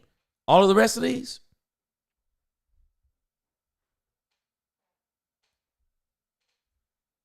I don't know what to tell you. They're not good. And this is not saying anything bad against Cooper Rush. The problem is the fans of this team, they want to turn Cooper Rush into something that he's not. He's not a starting quarterback. It has nothing to do with Dak Prescott. He's not a starting quarterback. He's not. He's not a starting quarterback. He's a backup quarterback. And how do I know he's a backup quarterback? Because that's the only thing he's been his whole career. Some of these guys on the local radio stations around here had me laughing. These guys are some of these, it's not the main guys. It's one of the guys who does the late night show. And he was saying something that was so dumb. This guy actually said the Cowboys are going to re-sign Cooper Rush as the backup quarterback. And then when Dak is gone, which will be, they can get from under Dak Prescott's contract in the 2027 season. So that's basically 3 more seasons, 25, 26, 27. Do we not realize that Cooper Rush will be 34 years old?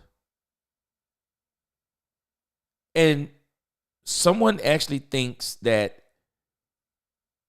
the Cowboys would be dumb enough to allow Cooper Rush to be the starting quarterback at 34 years of age.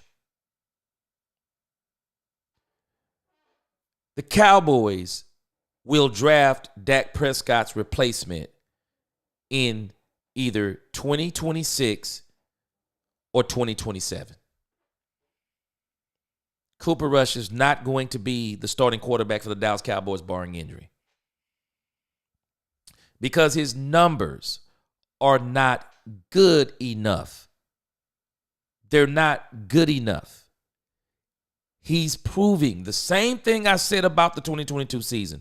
Cooper Rush is not going to beat good teams.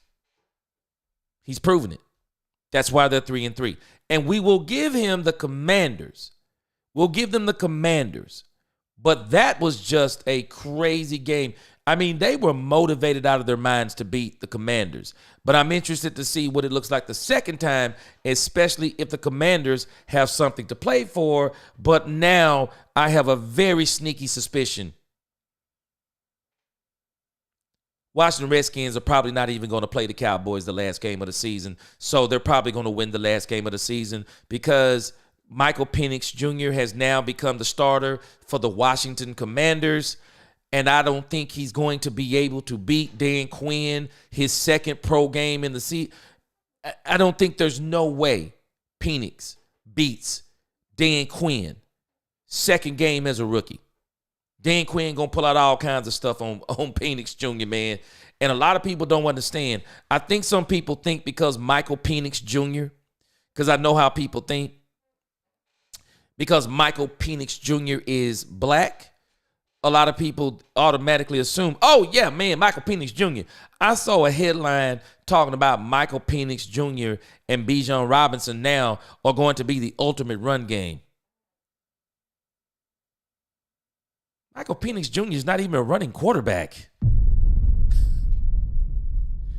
He's a pocket passer. He's not even a running quarterback. So I don't think for sure. Now, the Washington Commanders, unless they have some kind of crazy collapse, the Washington Commanders will have 10 wins before they even see the Dallas Cowboys. They're going to beat the Falcons. Penix is not going into Washington. And I'm not saying that he can't, like it can't happen, because any given Sunday, Penix is not beating the Commanders. The Commanders will wrap up the 7th wild card spot on Sunday, December 29th. And I'm still not counting out an upset against the Commanders. Against the Eagles. They could upset the Eagles. Shock everybody and upset the Eagles. Might get that 10th win then.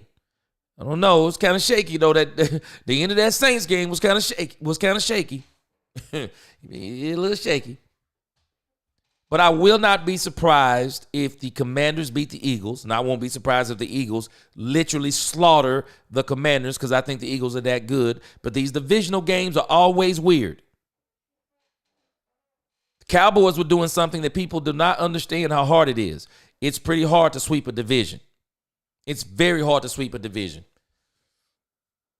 It's very hard to beat some of your divisional teams even when they're bad. It's hard to beat your divisional teams twice because y'all know each other. You play each other twice a year.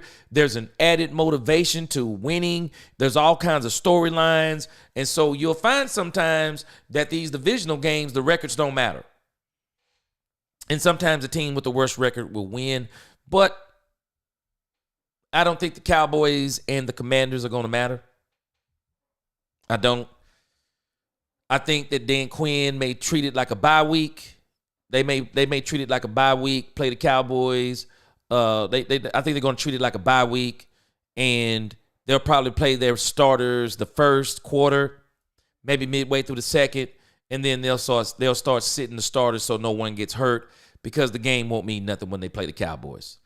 The Commanders will win game 10, at least I believe by all intents and purposes. I believe the Commanders win game 10 right here. So the Cowboys are probably going to, at least I say, they're probably going to win this game. They're going to win this game.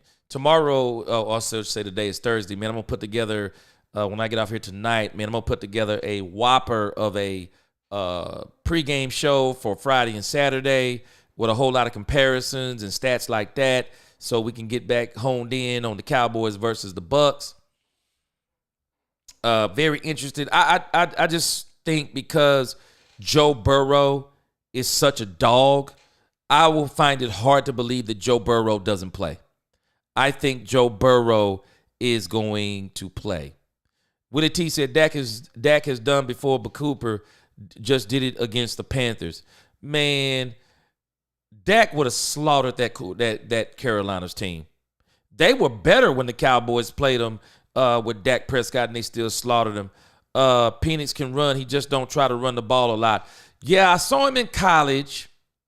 I actually thought he was going to be probably come to the Dallas Cowboys. I thought the Cowboys were probably going to get him. And just probably get him in a later round. Nobody thought Penix was going that high in the draft. And so I feel sorry for Penix because I hope they don't try to put on Penix because people are talking about they're going to make the playoff run. Stop it. It is very difficult to make playoff runs with backup quarterbacks because there's a reason why they're the backup, including Cooper Rush. There's a reason why he's the backup. And like I said, Cooper Rush, he's a good guy. Cooper Rush is a very good guy. I mean, Cooper Rush knows what he is. I mean, people do not understand. You know what? A lot of people make these arguments, man. Cooper Rush don't even trip on his own self. Ask Cooper Rush who the leader of this team is. He won't even blink. He'll tell you Dak Prescott. He won't even blink. Dak Prescott. He'll tell you right now. Who's been helping you prepare for the games? Dak Prescott. That's just who Dak Prescott is. He's the leader of the team. So it doesn't really matter. I think Decal 65 said it best. He's our quarterback. There's nothing else to say.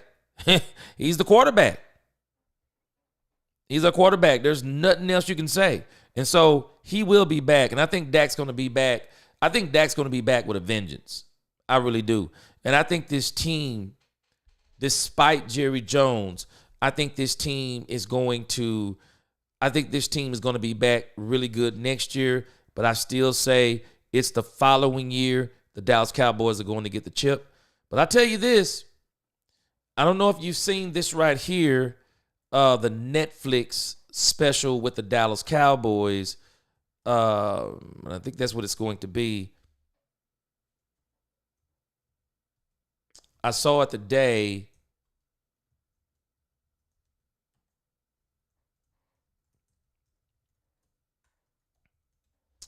Let me see. Yeah, it's called America's Team. It's going to be a 10-part docuseries. Let me see. When is it starting? That's the part I didn't see. So watch this. I'll tell you what I thought was crazy. Y'all tell me what you think about this. Tell you what I thought was crazy. This is coming to Netflix in 1995. I mean, 1995. 2025. That's next season. How crazy would it be if the Cowboys make a Super Bowl run the same year they do this America's Team? How crazy would that be? Would it not be the perfect season for the Cowboys to make this crazy run? They show Dak Prescott getting back healthy, Overshown getting back healthy, Trayvon Diggs getting back healthy, all of them rehabbing, whatever the case may be. And all of this goes into this whole thing about America's Team. I was like, wow, that would be like the perfect story. It would be like the perfect story. But like I said, I do think the Dallas Cowboys, they're going to win in spite of some of the things that Jerry Jones does. I really do. I think this team is going to win. Just like I told Freddie, I said this before Micah said what he said. I just got a strange feeling. Jerry Jones is going to do something that he has not been doing for a long time. I think Jerry Jones is actually going to pick up somebody in free agency. I'm not going to be surprised if he does it. I'm not going to be surprised. Gabe says, is it fair to say that Dak Prescott is sharing his knowledge via press box to Cooper Rush during these games and making him look better prepared than he would? You know what? I wonder what is his participation level. Because he's definitely doing up there with the plays, taking notes and doing whatever he's doing up there. I do wonder what his level of his interaction is. But I do know this, he's definitely helping Cooper Rush prepare during the week. Because according to what they say, they all kind of do this. They all kind of help out wherever they can, seeing what they can see, seeing what they're seeing with the game plan, and helping each other get ready during the week. So I think they're all doing this to a degree, but I could really see where Dak Prescott is really helping out, because I'm sure that the game looks so much different to him because he's watching from up top. And when you're watching from up top, you can see so many different things that you don't see when you're on the field. So I'm sure Dak is helping them out. I'm sure that Dak is helping them out, because contrary to what a lot of the stuff that people are doing and saying, these guys are not thinking like some of these people are thinking. I mean, they're trying to help each other. They like each other. They love each other, all these different things. And so they're just trying to win, man. I just think they're trying to win. I think Dak wants this team to be successful. I think he's trying to do all that he can do to help them to be successful. But we'll be doing our pregame show tomorrow, and we're gonna probably go for about 3 hours tomorrow. We're gonna do a really long pregame show tomorrow, talking about a lot of different things, and I think we'll know some more things about Baker Mayfield. But again, I'm not ready for anybody. I'm not ready for Baker Mayfield. I'm not ready to count Baker Mayfield out of this game.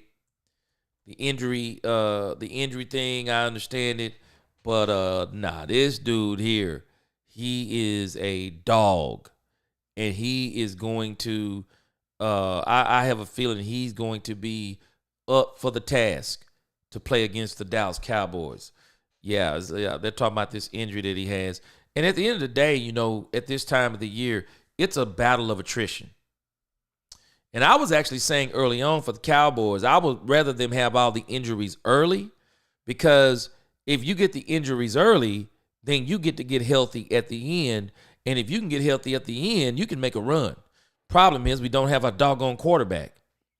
And so it's a lot harder to make that run when you don't have your quarterback, because at the end of the day, you've noticed Mike McCarthy and Jerry Jones have backed off all that talk about we can do the same things with Cooper Rush, when it's blatantly obvious they can't do the same things with Cooper Rush. So it's forced them to do some things that they would not do with Dak Prescott.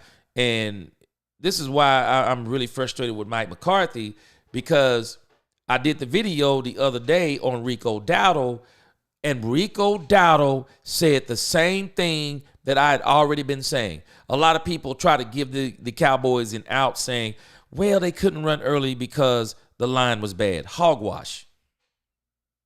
Hogwash. That's how you break a young line in. Run the doggone ball. You don't run it up. You just don't run it up the A and the B gap. No, you run sweeps. You run power sweeps. You run stunts. I mean, you pull guards. You do anything you have to do to get that run game going with that young line. And once you get that young line accustomed to blocking the run game, and then you kind of bring them into blocking in that pass game. Rico Dowdle said the exact same thing I said. He said we could have been doing it. I agree with him. All right, Marlon Brando, appreciate you, man.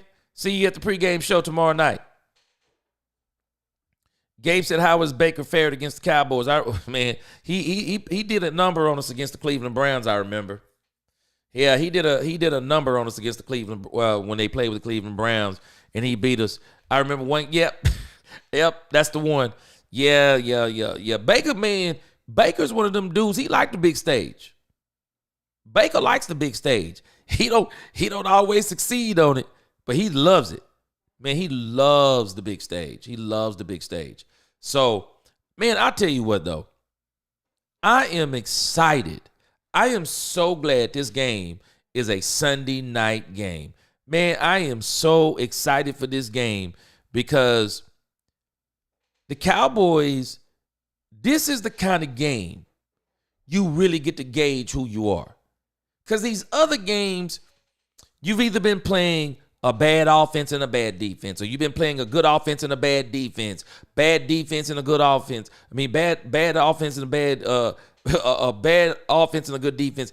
But now you're back to, you get to play a team that's got a good quarterback. I hope he plays. Good quarterback. And they are literally the most balanced, one of the most balanced teams in the NFL. They're like, I'm thinking, I got to double check, but I think they're like in the top. They're close to the top in both categories of offense and defense. So they are a very balanced team, and this is why they've been on this run that they've been on. So I am very excited for the Dallas Cowboys to play them, because these are the games that get me fired up, because now you get to see who you really are. The bad teams, we can get some victories off that and say, okay, we see how we're better than bad. Okay, good. We're better than bad.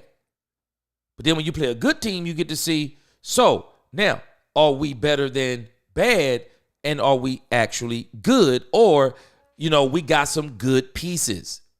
We really got some good pieces.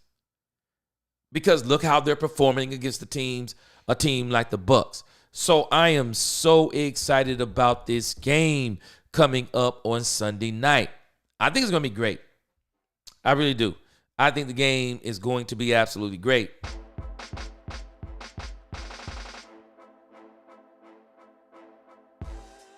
I'm working on something tomorrow, guys. I'm hoping that I'll have my call-in part of the show ready to go tomorrow. We're going to do a test run on it tomorrow, see how it goes. So for any of you who be on for tomorrow, make sure you be ready to go with the call-in. Yep, be ready to go with the call-in. It's gonna be fun. It'll be good to hear some of you guys' voices, some of you guys and girls, some of you ladies and gentlemen's voices. Be excited about that. Then I won't have to do all the talking. I'll make sure we won't be doing any arguing, as in the dialogue on the phone. Whoever talks, I'll let them talk, let them hang up, and then I'll analyze, or we'll be able to say something. But I'm gonna dedicate a pretty good section of tomorrow's show. I'm gonna dedicate a pretty good section of it to the call-in part of the show, so we can kind of get acclimated to that. I'm getting ready to do also memberships. And I got a good idea of something I'm going to offer for the members, to where maybe we'll let you guys who do the memberships, let you call in and do video portions of the show.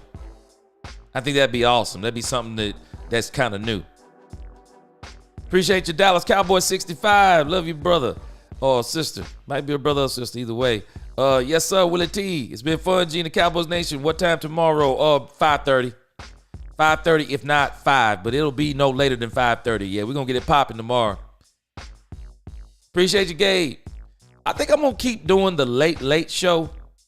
I probably won't do it every night, but I think I'm going to do the late show maybe 3 times a week. I like the late show, because I know some of y'all are night owls like me. So until the next time, let's talk Cowboys. We talk facts. Peace.